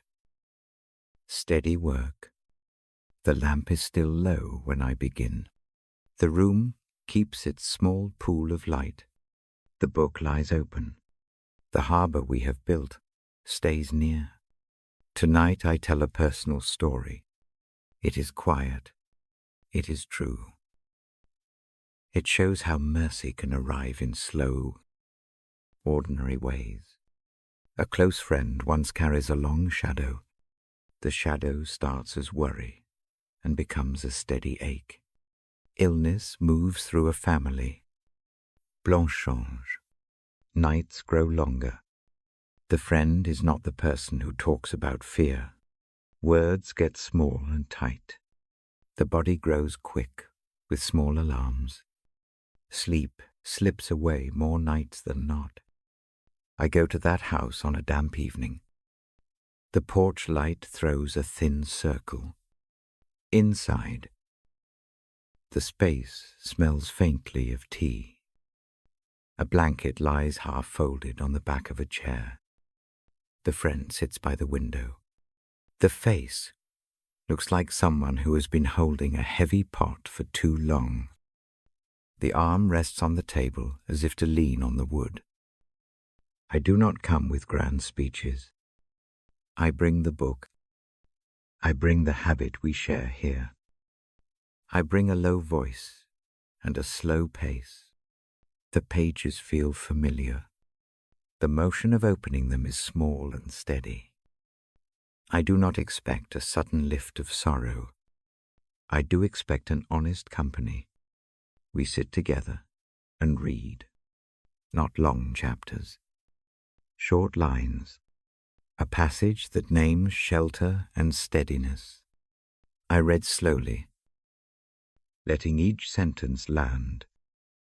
The voice does more than state facts. It makes room. It gives permission for the heart to unclench. The words do not fix everything. They steady what is nearest. The friend listens in uneven breaths. Sometimes the sound catches. Sometimes the eyes close. The reading becomes a quiet ritual. Between verses, nothing needs to be said. Presence occupies the silence. It is not empty. It is an attentive shape. Outside, rain begins again. Inside, I make tea. The motion is ordinary and perfect. A warm cup is placed in the hand. The friend feels the heat and grips the cup as if it is a small lifeline. That simple warmth steadies the fingers. Small kindnesses act like the true miracles here. They change posture. They change the jaw from a tight line to something softer. Long nights follow. I return with the book. Sometimes I read beside a hospital bed. Sometimes I sit on a couch while the sound machine hums. At times the friend cannot speak. At times the only thing possible is a small assent to being near. I stay. The presence does the work of having no hurry. God's comforting presence does not always sound like thunder. It more often feels like a hand that takes a heavy thing and holds it without comment. In those months I watch how that presence moves through small acts. A neighbor brings soup. A nurse lingers an extra minute at a doorway. A sister texts a picture of an old, silly moment. Those small motions gather into shelter. One evening, fear rises differently. The friend wakes from a bad dream, and the chest pushes for air. The breath is short and sharp. I sit up and place my hand where the breath is tight. The palm is warm. The hand does not fix the fear. It simply stays. The steady weight of human touch helps the breath find a path downwards. That downwards path is the beginning of calm. I read aloud again, this time with the book close to the heart. The words about nearness are not complex. They are plain. The sentences ask for nothing but attention. As the pages turn, the breath slows. The muscles around the eyes soften. In the room there is no performance. There is only a practice of being where the other is. During one long night, the friend speaks softly of shame. Regret colors the voice. The confession is small and honest. It is not a dramatic confession. It is a weary list of things left undone. I do not answer with a sermon. I listen. Mercy often enters through the posture of listening. It does not demand proof. It only receives. When the conversation is over, I offer a short prayer. The prayer is not long. It is simple and steady. It asks for calm. It asks for mercy to be near. It asks that the friend not carry all of the night alone. The prayer is offered in silence more than in words. The presence in the room answers by the way the shoulders drop. There are moments when tears come. They are not always loud. Sometimes they are small, like water finding the seam of an old coat. The hand I keep near the friend wipes at the corner of an eye. The motion is plain and unconcerned with ceremony. Tears relax the tissues. They allow what is bent to unfold a little. The process stretches across weeks. Some mornings feel nearly normal. Others are harder. The pattern, however, moves slowly toward peace. It is not a straight line. It is a stoop and climb. Some days the chest feels lighter. Some days the pot is back on the shoulder. Over time, the friend learns a few steadier habits. First, the breath work becomes a small tool. It is practiced at odd times. A deep inhale with a pause. A long exhale. The out-breath becomes the friend's ally. The breath no longer needs explanation. It becomes a bodily prayer. The nervous system listens to the rhythm and begins to loosen. Second, the friend takes up moments of asking for help. This looks ordinary too. A phone call to arrange a ride. A message asking someone to sit for an hour. A request for a cup of tea. These are not signs of weakness. They are signs of the honest wisdom to let others share the weight. Third, the learning of presence grows. The friend adopts the practice of placing one small worry on the table each night. Not every worry, just one. The act is simple. The motion of offering is small. The hand opens. The shoulders ease a fraction. That fraction accumulates into real rest. I read scripture and prayers that evening as part of this practice. The words are not long. They are chosen for gentleness. They are read like a hand being laid on the heart. They do not explain the future. They stabilize the present. In that steadiness, peace finds small footholds. Recovery is not a tidy thing. Some old anxieties return. Some nights are raw. Yet an inner calendar begins to change. The friend starts to expect kindness more than crisis. The nervous system begins to learn that the world can be steady, not only dangerous. This learning takes time. It takes repetition of small mercies. Empathy carries the story forward. The feeling of being seen matters more than any tidy solution. The friend reports that hearing the book read in low light feels like being allowed to be human. It is not an accolade. It is simply rest. The permission to be tired without shame becomes a daily practice. I tell this story to you for a reason. Many nights, it is easy to believe the burden is unique. The mind convinces itself that nobody could possibly understand. That lie tightens the chest. It makes the night lonelier. The truth is different. Many hands meet similar nights. Many people learn the same small practices. You are not alone in your sleeplessness. You are not alone in the ache. If you are awake now with a heavy heart, please know this: a steady presence can enter your room. It may be a friend who sits with you. It may be the small, neighborly kindnesses that appear in practical forms. It may be a hand on the chest while the breath slows. And sometimes it is the silent company of a presence that simply refuses to leave.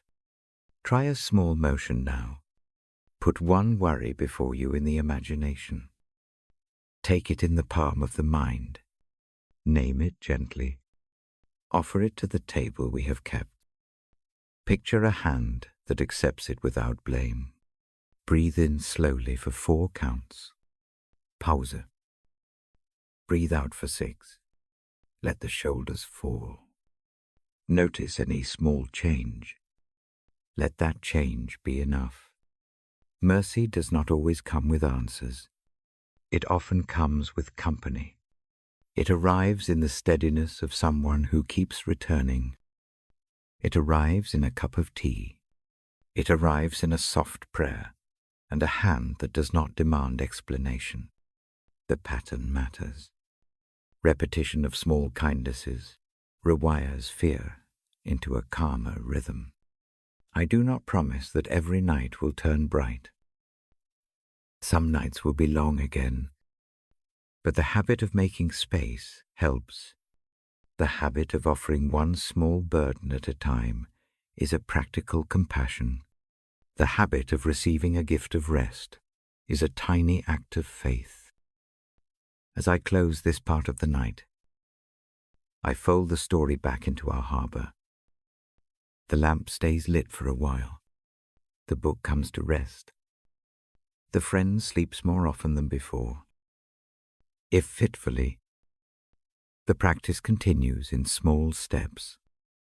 I leave you with the same assurance I left that house with mercy tends wounds. Presence walks with the weary. No one must carry everything alone. Tomorrow I will read again. I will bring a passage about assurance. It grows from the same ground we have walked tonight. For now, Breathe slowly. Place one small thing on the table. Let the hand beside it be steady. The night holds you. You are not alone. I keep the lamp low and my voice lower. The book rests open on my knee. Tonight, I bring a single promise to the bedside.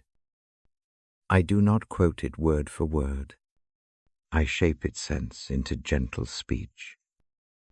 The promise says, simply, do not be afraid. A steady hand is near. Strength comes when you feel weak. Help arrives when you cannot find the next step. You are held and kept.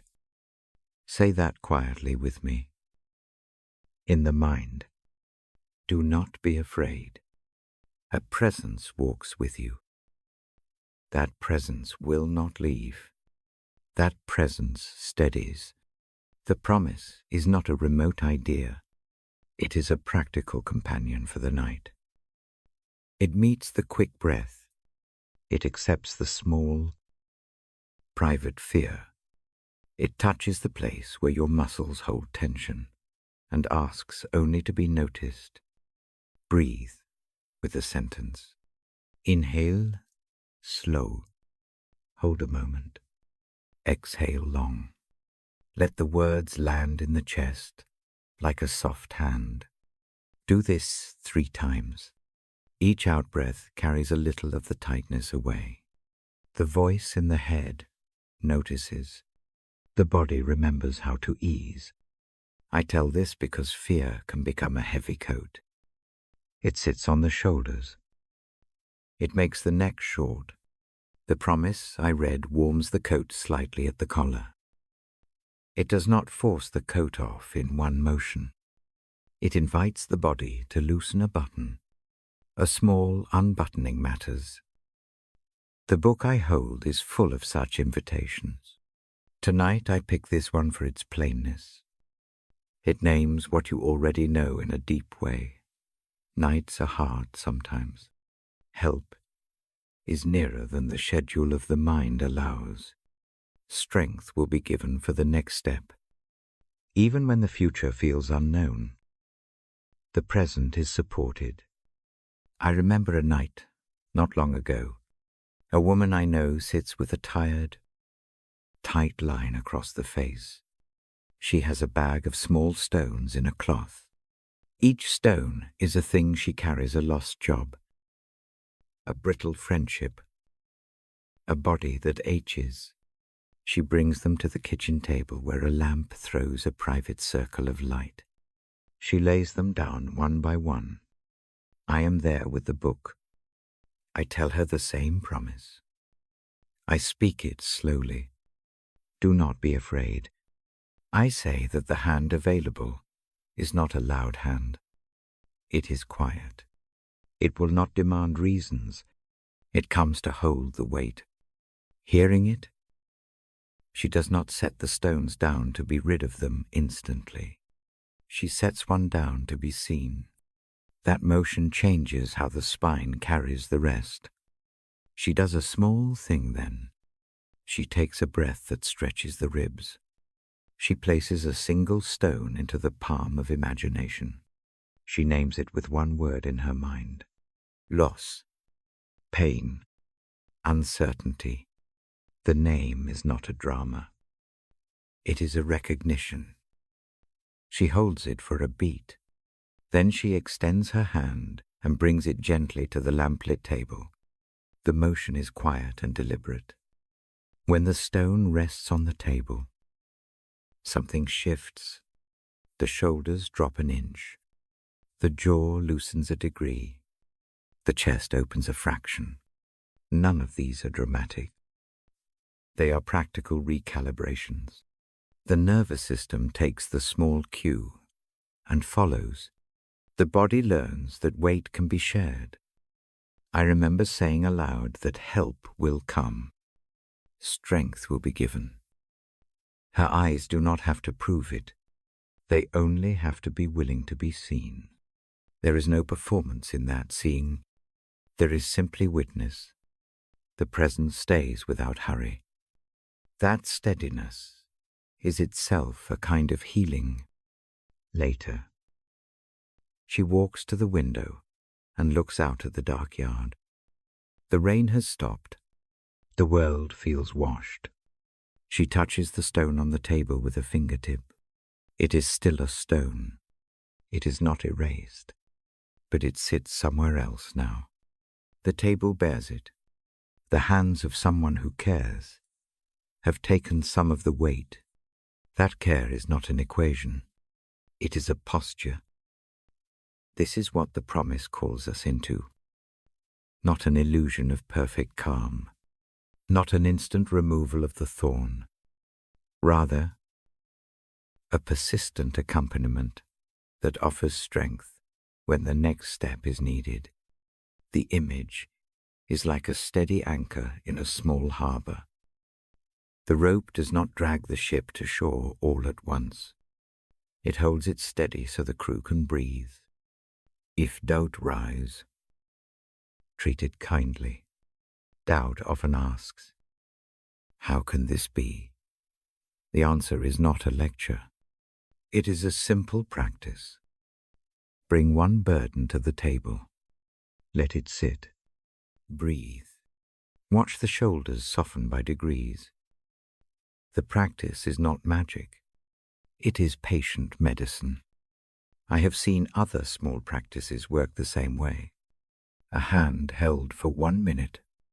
A cup of tea passed across a counter. A short, honest note admitting that a night feels heavy. These motions are not grand. They are practical companions to the promise. They show up as ordinary mercy. There is another story I carry, one that fits this promise like a glove. Some seasons ago, I visit a small, tidy room where a man keeps a jar of keys in the drawer. Each key belongs to a locked place. His life once owned. Illness took some doors. Others became irrelevant. He had been carrying the keys in pockets for years. On that night, he brings the jar to the table and places it under the lamp. The keys click softly against the glass. He runs fingers through them as if through hair. He says nothing at first. He listens instead. I read the passage about the steady hand and the promise not to be afraid. The words are plain. They land in the room like soft rain. He picks up one key. He names it inwardly regret. He lifts it and places it on the cloth beside the jar. The motion is small. The release is not explosive. Yet the face changes. The forehead smooths. A small exhale escapes. The key remains.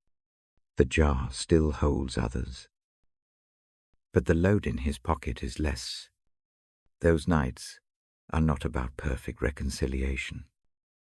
They are about the reordering of immediate space. A pocket lightens by one key. That one change leads to a different way of moving on the next day. The man walks with a slightly freer step. The body learns to breathe differently. The mind relaxes its grip on constant vigilance. The promise I read has a protective word in it too. Not only will strength be given, not only will help be available, there is a holding that says, I will support your steps. The language points to an upholding. Imagine palms under the feet as you walk. Imagine a gentle lift from beneath when a stumble comes. That is the shape of the support as I understand it. Let that image settle. If fear sharpens tonight, lay it down as if it were a small stone. Place it on the table. Offer it to that steady, unseen hand. You do not have to carry it alone. The practice is simple and repeatable. Again, breathe in. Hold. Breathe out. Place one burden down. Feel the change. I do not promise that every wound will close in one night. I do promise that presence matters. Mercy is not always dramatic. It is patient company. It comes like a neighbor who brings soup and sits until the next day.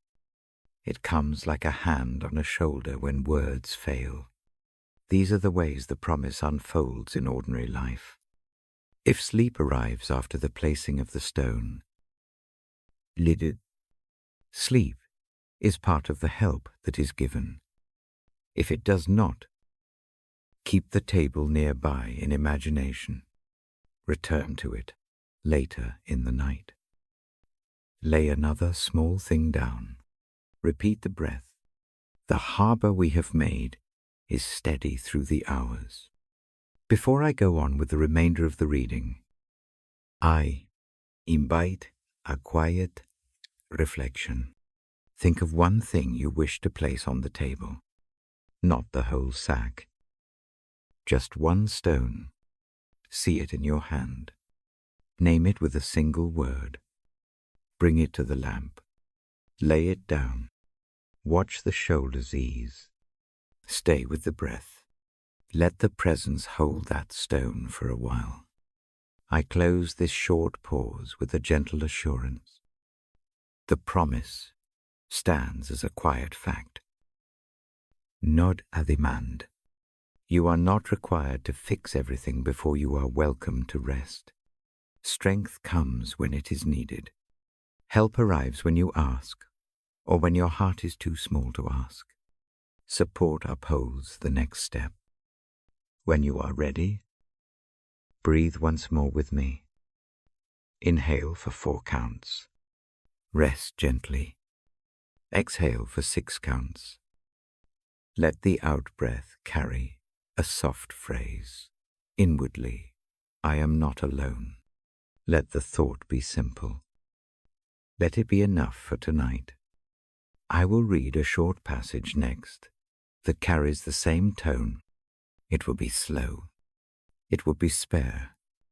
It will remind the heart of steady companionship. For now, keep the lamp's image and the table with your single stone. Rest in the promise that a presence walks beside you. Strength and help are nearer than the night might suggest. You are held. I sit very still before I begin. The lamp keeps a soft circle on the page. Outside, the night moves slowly. The world is not urgent here. This room is a small harbor for the weary. I tell a story tonight. It is quiet and long in its making. The protagonist is someone who carries a weight like a slow, steady shadow. I have watched this person from a close chair. I have held the book and read in the long hours. The telling is not new to me. I have read it slowly, so that it grows in the same patient way that relief grows. He is an ordinary man. He keeps his life tidy. He works with his hands. He remembers the names of things and the names of people. For years, a single thing sits like a stone in his chest. He calls it a mistake, though the world around him calls it many different things. It is a private load. Time has not polished it. It has only worn a groove into him. Each night for decades, he carries the same images. They return like an old calendar. They press the throat. They shorten sleep. He learns to keep busy in daylight, so the night will be merciful. That plan works sometimes, but not always. The weight waits. It shapes the way he speaks and the way he laughs. It tightens the neck at family meals. He becomes good at hiding tiredness, so late visitors will not see the bruise. One evening in late autumn, he opens a small, neat journal. The pages are plain. He has used them before for lists of errands and for short notes to himself. That night he writes a single line, "I am tired of carrying this alone." The line is quiet. It is not an accusation. It is a small, true thing. Writing it loosens the jaw slightly. The pen presses into paper, and the act of pressing matters. After the sentence, he does something simple. He sets the journal on the kitchen table and walks to the lamp. He sits. He breathes. He does not know whether anything will change. He only knows he is too tired to pretend more. The lamp throws the same warm circle. The house makes the same small creaks. The night leans in. I read the Bible aloud. Slowly, as I always do, I choose a fragment that speaks of steady presence, and a hand nearby. The words are spare. Their tone is gentle. He listens without having to answer. The voice in the room is not a judge. It is a companion. At a certain point, the man places his palms on the journal. He feels the paper under his fingers. He names the burden to himself with one word: guilt, saying it does not make the stone lighter right away. It does. However, let air into the space where the weight rests. The chest remembers that breath is possible. Then he performs a small ritual. He imagines the burden as a pebble. The pebble is not enormous. It is just the right size to hold. He lifts it, feels its edge, and walks to the table beside the lamp. He sets the pebble on the surface and does not look away. He does not push it off. He simply sets it down and lets his hands rest open and empty in his lap. Trust begins there. In the simple motion of opening the palm, trust is not a grand leap. It is a tiny muscle that learns new movement. The first movement is to believe that the stone can live somewhere other than the back. The second movement, harder, is to believe someone else can bear some of the weight. Faith enters quietly. It looks like a breath that lingers a second longer at the top.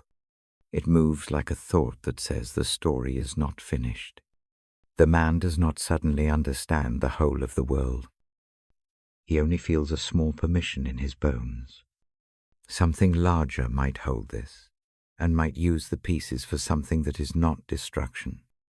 I watch him offer the pebble. I do not cajole him. I only read and keep the light low. He speaks no long speech. He says a short inward sentence, "I trust you with this." The words are not shouted. They are an opening. Saying them is the same as unhooking a glove and letting the hand breathe. After that moment, life does not tidy itself into perfect order.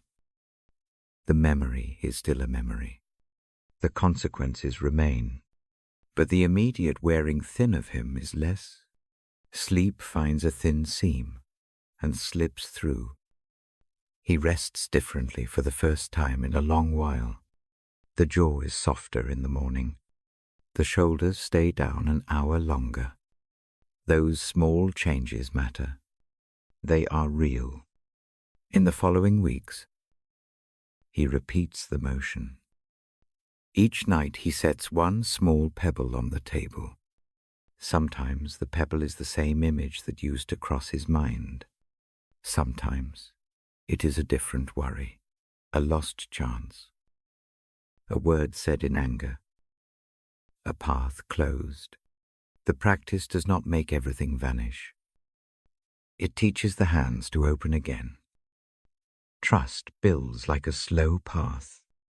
Neighbors, unaware of the quiet behavior, start bringing small kindnesses.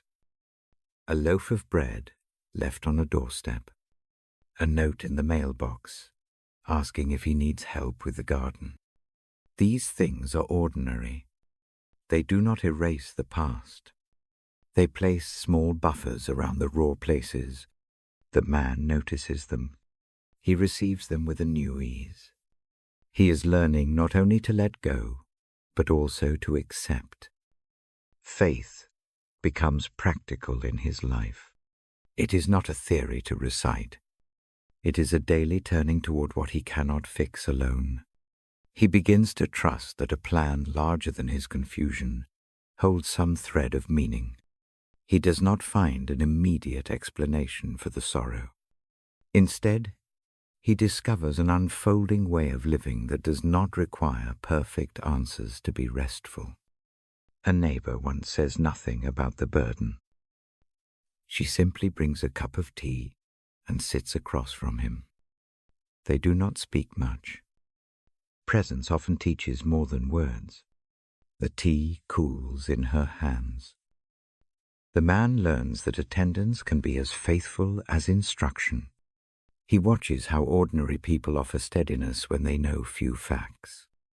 That steadiness matters. One morning, months into the practice, the man walks to the edge of a small river near town.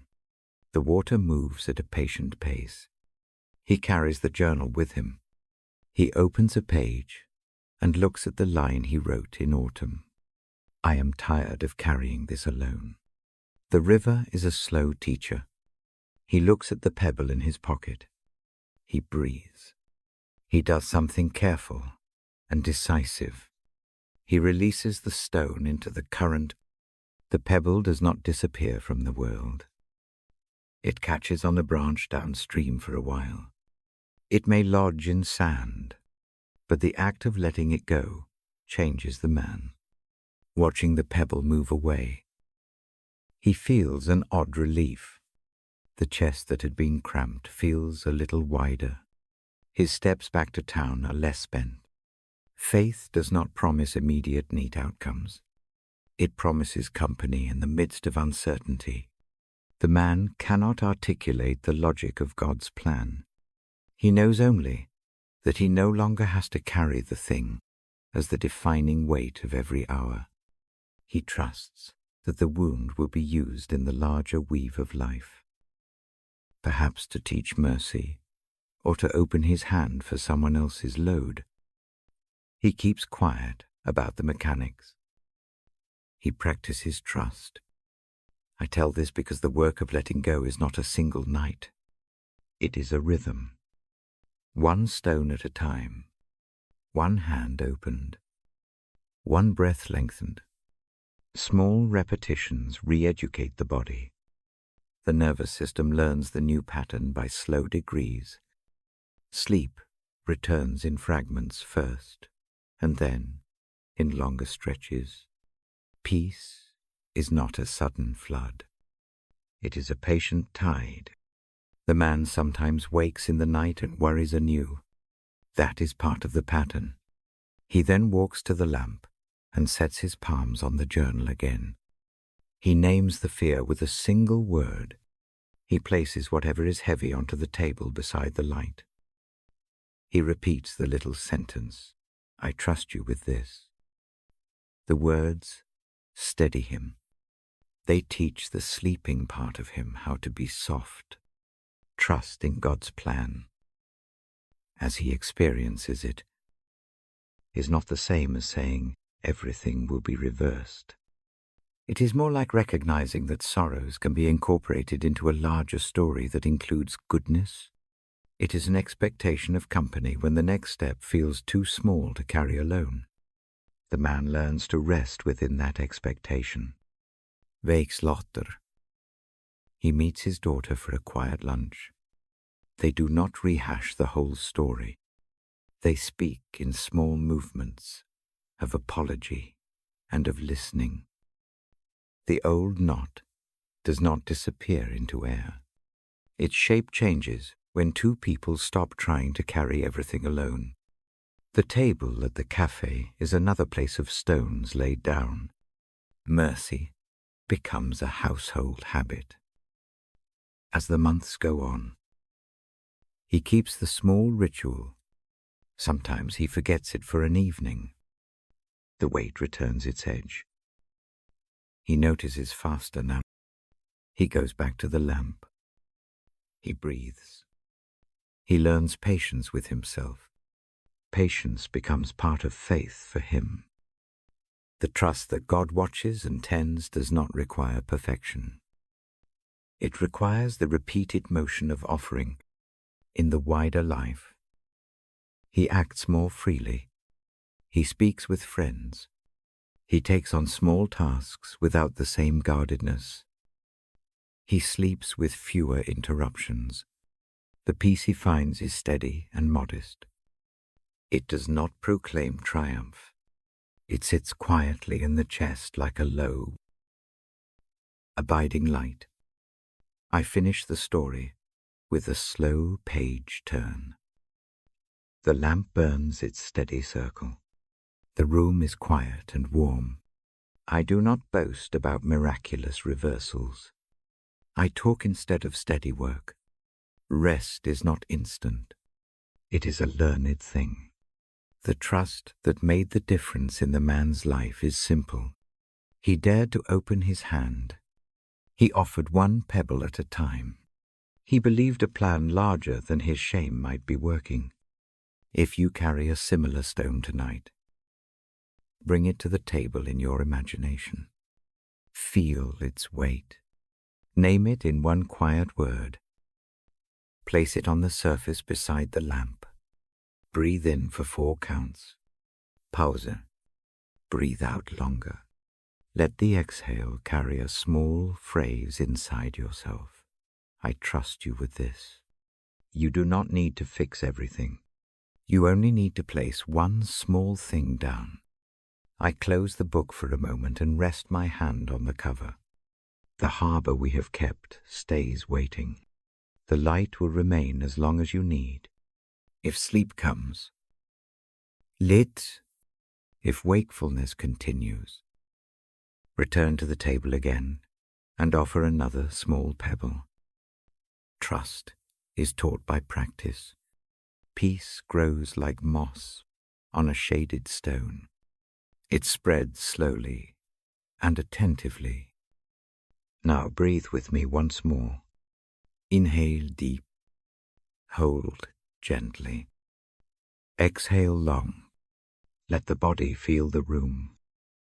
Let the presence near be what it has been tonight, a steady companion who does not demand full answers. Rest your head. The night keeps watch. The lamp will still glow when morning is near. I watch the room settle as I speak. The light near the book stays low. A hush gathers like a soft cloth over the furniture. I tell you, I will read a psalm now. Not by reciting every word, but by holding the thought close and letting it rest in the air between us. The psalmist stands at the edge of sleep. He names the night plainly. He knows danger. He knows anxiety. Still, he places his head down. He says he will lie down and sleep. He gives this act a firmness. Sleep is not an escape for him. It is an expression of trust. Trust does not erase trouble. It changes where the heart rests. The image the psalmist uses is simple. A person who sleeps because a steady presence keeps watch. The idea is not that fear will vanish. The idea is that someone else watches the gate. That watching allows the body to do what it needs to do: repair, soften, become whole again. The psalmist speaks with quiet certainty. He knows a hand is near. That knowledge settles him into peace. I hold that picture up for you now. Picture a small house with a narrow window. A lamp burns on the sill. Outside, the world moves with its noise and its wind. Inside, someone watches the door. Here in the room, There is a calm attention that does not flinch. It is not loud. It is steady. The psalmist leans into that steadiness. He lets his shoulders fall. He breathes differently because he is not carrying the whole night alone. Listen to how this settles in the body. The breath lengthens. The jaw softens. The shoulders uncurl. Sleep arrives more like a visitor than a thief. It comes for the person who has been allowed to trust. The psalmist shows us that trust is practical. He does not ask for proofs or dramatic signs. He only rests in the presence that keeps safety. If this feels distant tonight, begin with a smaller motion. Pick one small thing to place on the table of the imagination.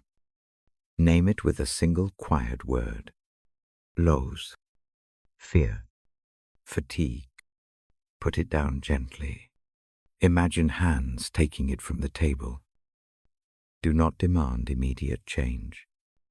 Let the motion itself be an act of receiving.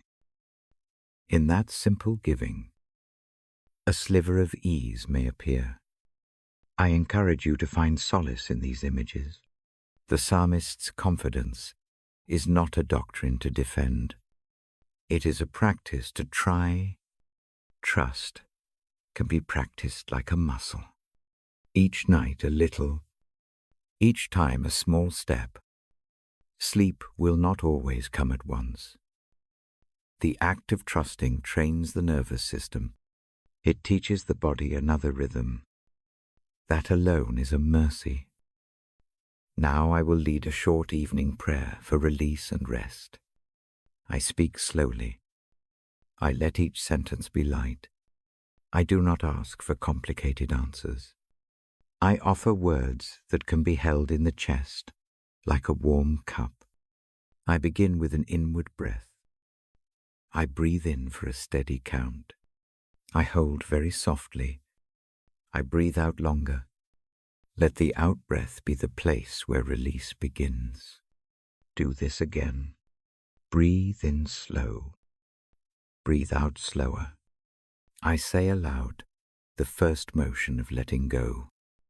I offer what is heavy to a steadier hand. I do not try to fix every story. I only hand over one weight. I place it into that steady hand and watch the shoulders ease.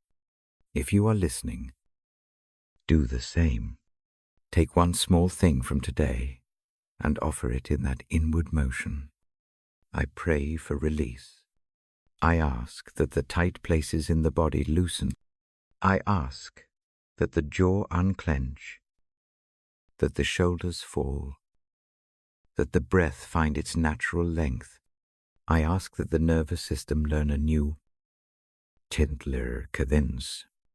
I do not demand sudden change. I ask for a small opening where rest can enter. I pray for forgiveness where it is needed, not in a long confession, only a simple willingness to be honest. I ask for courage to speak when necessary, and for a soft space to receive when the other answers. Forgiveness is not always a single act. Sometimes it is a sequence of small gestures. I ask for patience to do the small work. I pray for mercy on the wounds that do not show. I bring into the prayer the things that feel too private to say. I name them in my own heart. I do not force them into the light. I trust the steady hand that watches. I leave them there to be tended. I ask for protection through the night, not protection that removes challenge, protection that steadies the steps. I imagine a presence at the door and at the window, an attentive neighbor who keeps watch while sleep does its work. I do not promise that nothing bad will come. I only ask that the sleeping places be guarded. I lift up the ones you love. If grief is near for them, I place that grief in the same steady hand. If fear sits with them, I place that too. I bring into this short prayer the faces you carry. I ask for gentleness around them, as well as around you. I pray for rest that mends. Sleep is not simply the loss of wakefulness. It is an act of repair. I ask that muscle and mind receive what they need. I ask for dreams that are not sharp, and for waking that is gentler. I pray that stamina returns in small, steady ways. I pray for hope that is not forced. Hope sometimes comes as a crack of light. I do not ask for sudden faith. I ask for the readiness to see the small openings. I ask for the patience to wait and watch. Hope is a slow friend. I ask that it be allowed to come. I offer a blessing of peace over the room. That peace is not an argument. It is like a quilt placed over the shoulders. It is an allowance for the body to relax. I bless the breath. I bless the small places that hurt. I bless the ordinary motions of kindness that appear at odd moments. I make one final request in this prayer. I ask for the grace to practice receiving. Many nights I see people try to give everything away or to prove themselves in the dark. I ask for a learning of simple receiving, to take a gift without needing to earn it, to allow a hand to hold the burden for a while. That skill softens the edges of exhaustion. Now we rest in silence for a moment. Let the words hang like a lamp in the hush. If your eyes are closed, feel the space around the chest. If they are open, let the gaze soften. Breathe. Let the outbreath carry the last small thing you need to place down. Before I close this part, I remind you of the small practices we have kept. A lamp on the table, a pebble in the palm, a hand that takes it, a breath that is longer on the outbreath. These are not dramatic acts. They are gentle habits. They teach the body how to trust night again. I will not urge you to resolve everything before morning. I only ask you to set one small stone down tonight. Keep the lamp lit in your imagination. If that helps, let the presence in which you believe keep watch. Let rest be a skill. You practice one breath at a time. When you are ready, let the body find the position it needs. Allow the head to soften into the pillow. Allow the hands to uncurl.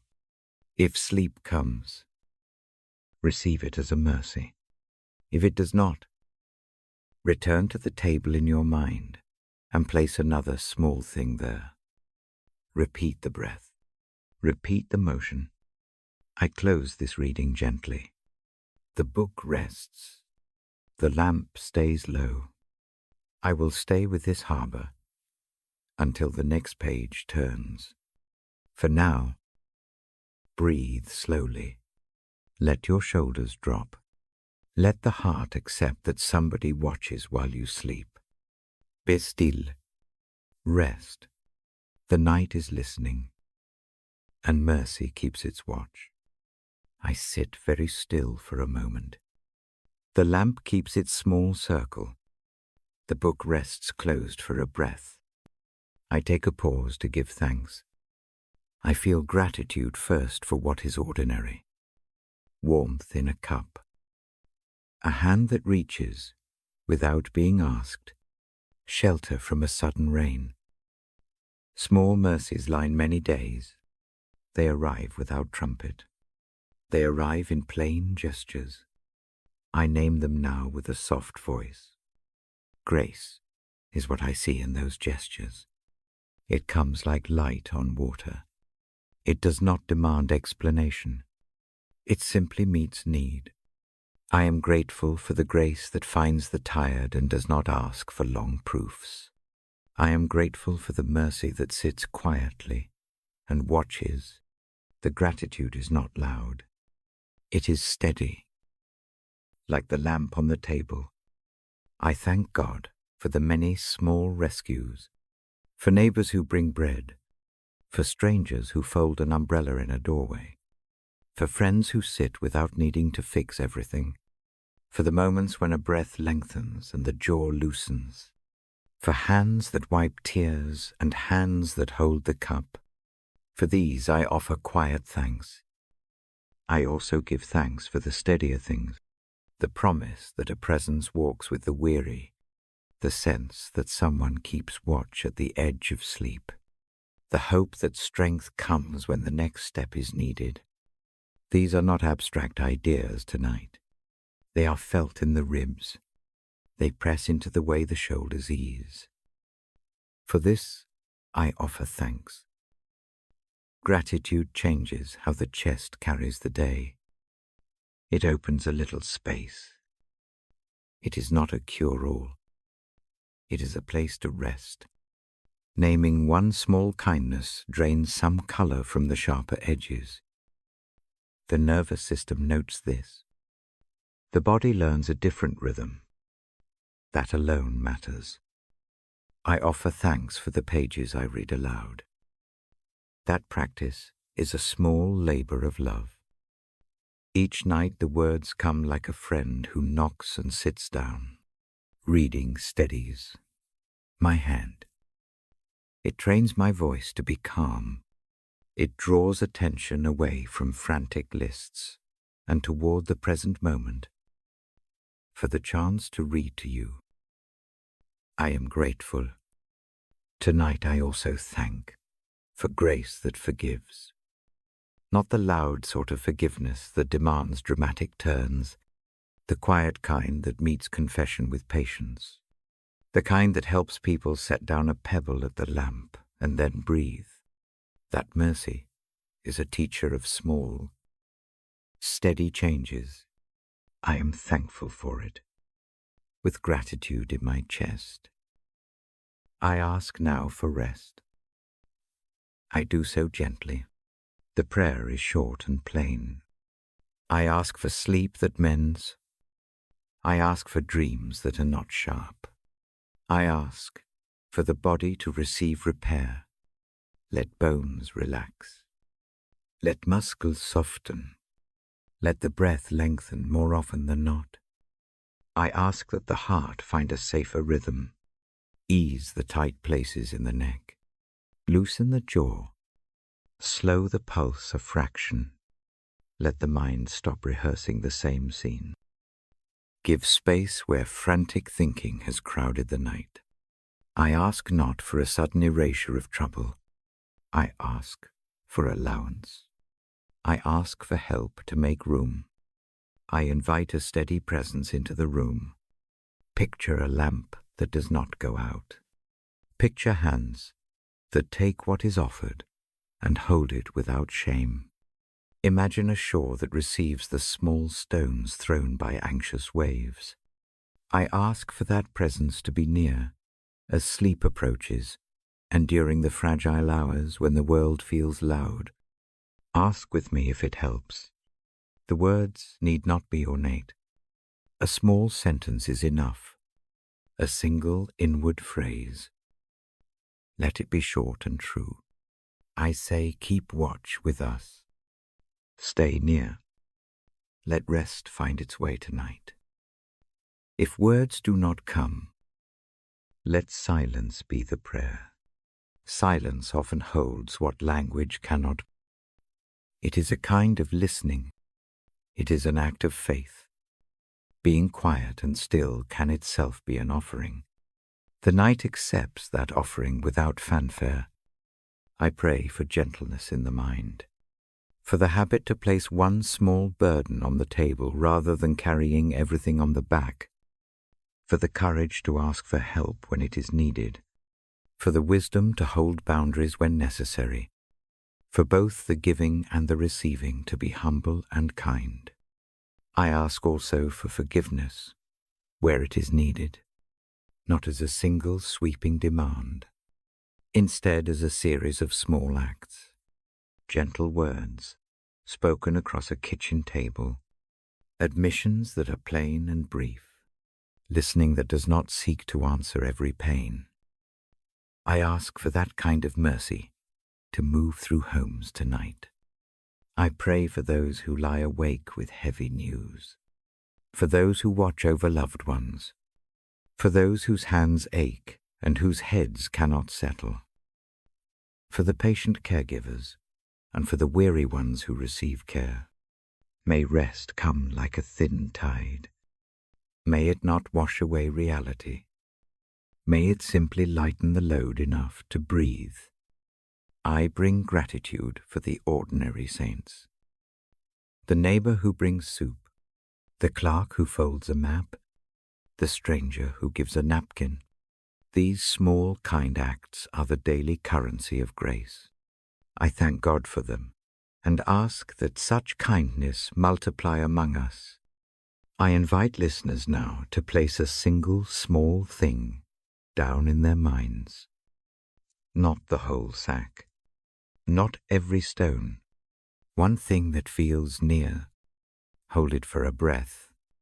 Imagine the table. Lay that small weight on it. Watch a steady hand. Take it. Feel a small easing in the shoulders.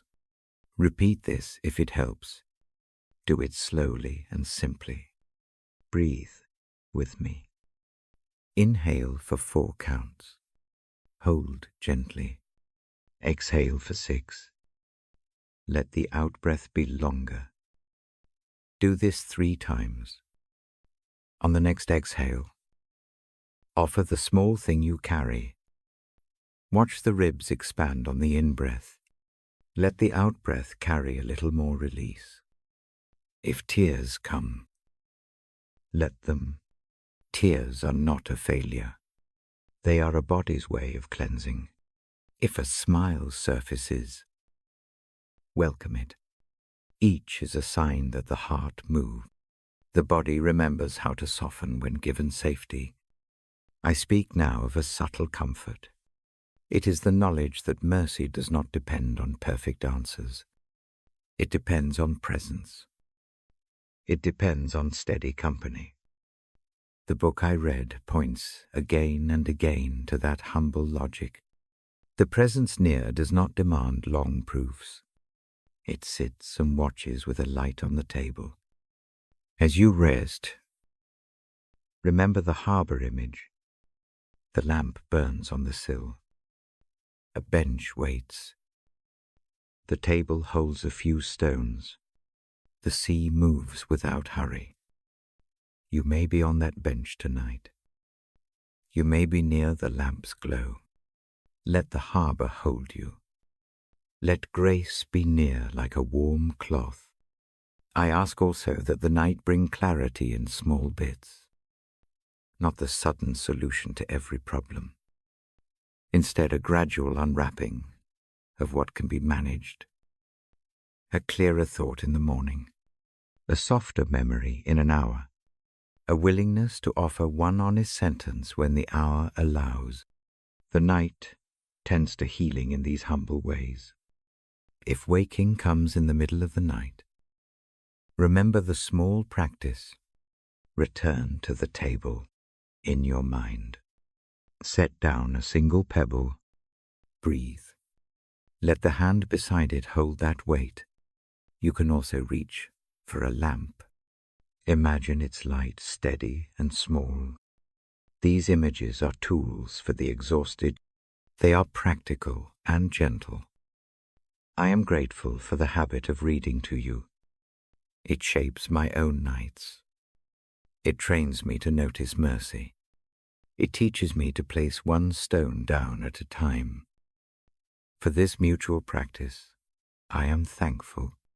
I ask that it bear fruit in quiet ways. Let the reading stay as a companion when nights are long. Now a short blessing for sleep. May the night be soft. May the breath find longer exhalations. May muscles ease and the mind give space.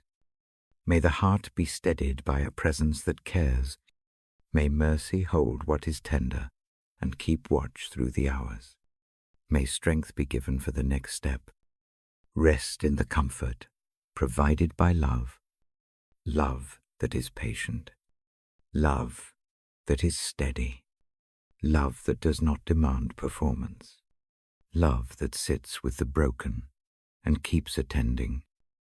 Let that love be like a blanket tonight. It does not erase wounds. It warms them enough for sleep. Give thanks in a small way now. Offer a silent thank you for one small mercy. A lamp, a hand, a cup, a kind word. Feel gratitude settle as a small stone in your chest. It will not weigh you down. It will steady the breath. If prayer arises in your heart, offer it now. A single short sentence is enough. If not, remain quiet. Let silence be the prayer. Either way, trust that the presence at the edge of sleep hears.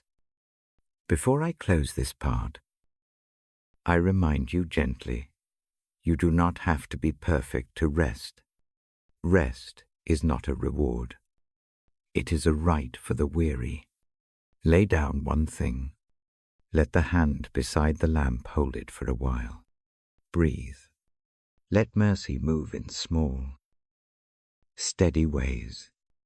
I will return in a short while with a final blessing and a few closing words. For now, sleep if it comes. If not, stay near the lamp of the imagination. Keep the table ready. Let the hand that holds the pebble be steady. Rest in the peace and comfort of love. Take one last breath with me. Inhale slow. Hold a moment. Exhale long. Let the out-breath carry this inward phrase. Thank you for grace. Let the phrase be soft. Let it sink into the chest. Be still. Rest. The night keeps watch. The lamp stays on. Mercy remains. I sit very still and feel the room breathe with us. The lamp is low. The book rests open. Folded to a page I will not recite word for word. I read to you tonight because that has become our evening work. I read slowly, so the words land like soft steps. I read because sitting with Scripture calms the parts that count the cost. This is the last part of our time together. For now, I want to leave a few small practices with you. I want to offer a short blessing. I want to invite you back. All of it is gentle. All of it is simple. First, a short practice for holding the night. Make the place where you sit a little smaller. Move into the middle of the chair. Let the arms rest. Relax the toes. Unclench the face. Let the breath find a softer rhythm. Breathe in for 4 beats. Hold for a single quiet moment. Breathe out for 6. Do this 3 times. With each out-breath, imagine the shoulders lowering by a hair. Imagine the jaw loosening. Notice the small changes. These habits are the body's language of mercy.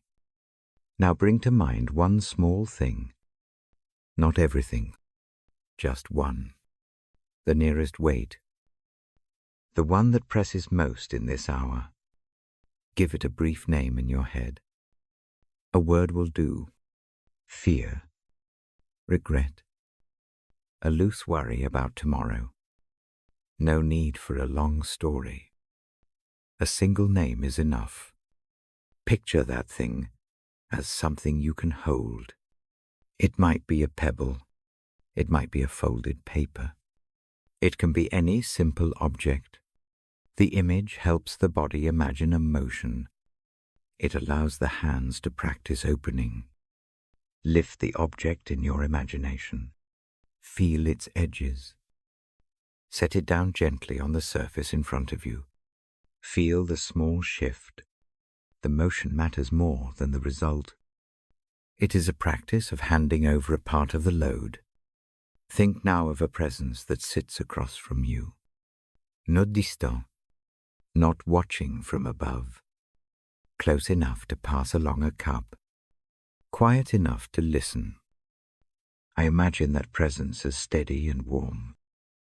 It takes the object you place down. It holds it with care. The hold is not dramatic. It is steady and sure. If you find it helpful, speak a short inward sentence. I offer mine in silence. I accept help. I lay this down. I am not alone. These are not demands on your belief. They are ways to steady the body. If words do not come, let the motion be enough. Now I place my hand on the book again. I think of a few paragraphs I have read to many people over the years.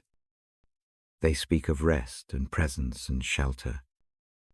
I do not argue. I do not debate. I let the meaning of those passages become simple company. They live as invitations, not tests.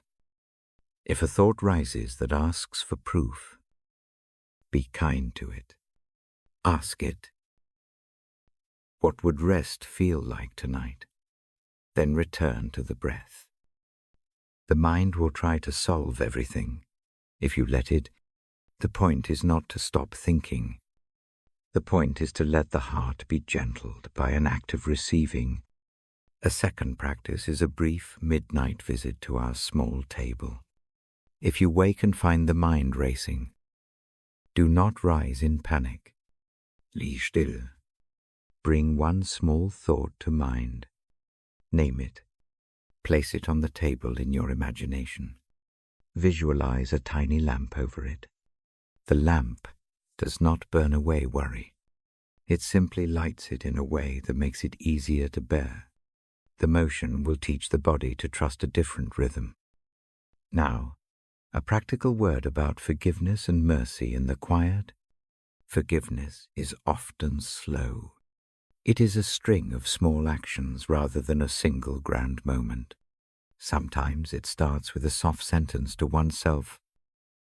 Sometimes it begins with a short, honest note to another.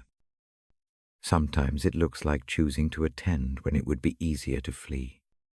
If you have a relationship that creaks, do one small thing tomorrow. Pour a cup of water for the other person. Sit without an agenda. Listen to the small sounds. Repair is rarely dramatic. It is made of tiny motions repeated until the fabric holds differently. Patience is the ordinary medicine. Mercy is the ordinary teacher. I keep the stories close that show mercy in small forms. A neighbor who brings a loaf, a stranger who folds an umbrella, a friend who reads a page beside a hospital bed. These acts are not majestic. They are practical grace. They steady a single night, and many such nights in a row. I speak now for a moment about hope. Hope in these hours looks less like certainty and more like a fragile willingness. It is the little decision to try again tomorrow. It is the quiet expectation that kindness will appear, even if it comes from unlikely hands.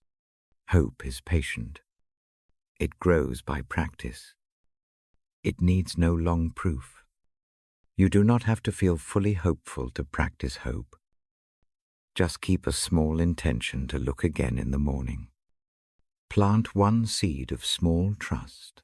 I will try again to be kind, to breathe, to place one burden down. The seed needs time and quiet to grow. That is all it asks. Now I shape a closing blessing.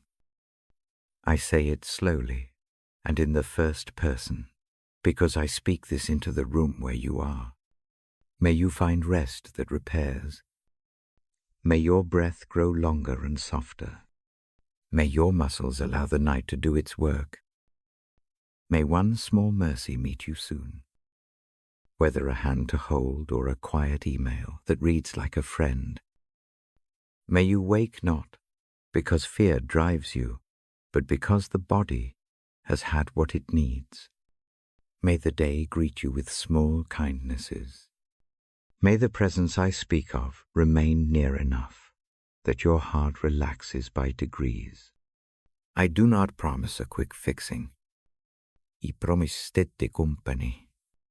I also offer a short prayer for those who watch and care, for the ones sitting in waiting rooms, for the parents up late knitting plans, for the nurses and the aides, for the exhausted teachers and the lonely tucked away in apartments and houses. May strength come for the next step. May a cup of warmth appear in a hand that trembles. May rest find those who give most and ask least. If you carry loss, I do not dismiss it. Loss changes how the night feels. I only ask that you allow the small practices to be patient with you. Lay down one remnant at a time. Name it. Let the presence take it. Breathe. Repeat tomorrow. Now a final instruction for ease tonight. Turn off screens if you can. Lower the light. Let sound be soft. If music calms you, choose something very gentle. If silence is better, keep it. Prepare the space like a small room to enter. The rituals teach the body to know when rest is near. If sleep comes, lead it. If it does not, stay with the practices. Return to the table in your mind. Lay down another small thing. Remember the hand that holds the object. Breathe the longer out-breath. Keep the lamp of the imagination lit. The habit is the point. I want to invite you back. These evenings shape me as much as they may shape you. I come with the book again and again, because reading is a way to be present together. If this hour helps, come back. If the voice calms the jaw and lengthens the breath, join again. I will be here with a lamp and a slow hand. If you would like, bring a small offering of your life next time. A single question, a short worry, a name. We will set it on the table and let the presence hold it with us. The work is not to fix everything, but to make room. Before I close, take one last breath with me. Inhale for 4 counts. Hold gently. Exhale for 8. Let the exhale carry what you can release. Feel the body respond. Notice the tiny easing. Keep that ease with you as you move towards sleep. It is enough for this night. I will say good night now, in the way I always do. I speak it as a benediction. Good night. Rest under a careful hand. May mercy be near while you sleep. May hope find small openings in the morning. Come back when you are ready. I will read again. The lamp will be lit. The harbor will hold. Sleep if it comes. Stay if it does not. Either way, know that you are not alone. I will close the book with a soft hand and leave the light low. The night keeps watch. The promise remains. You are seen. You are cared for. You are held. Good night.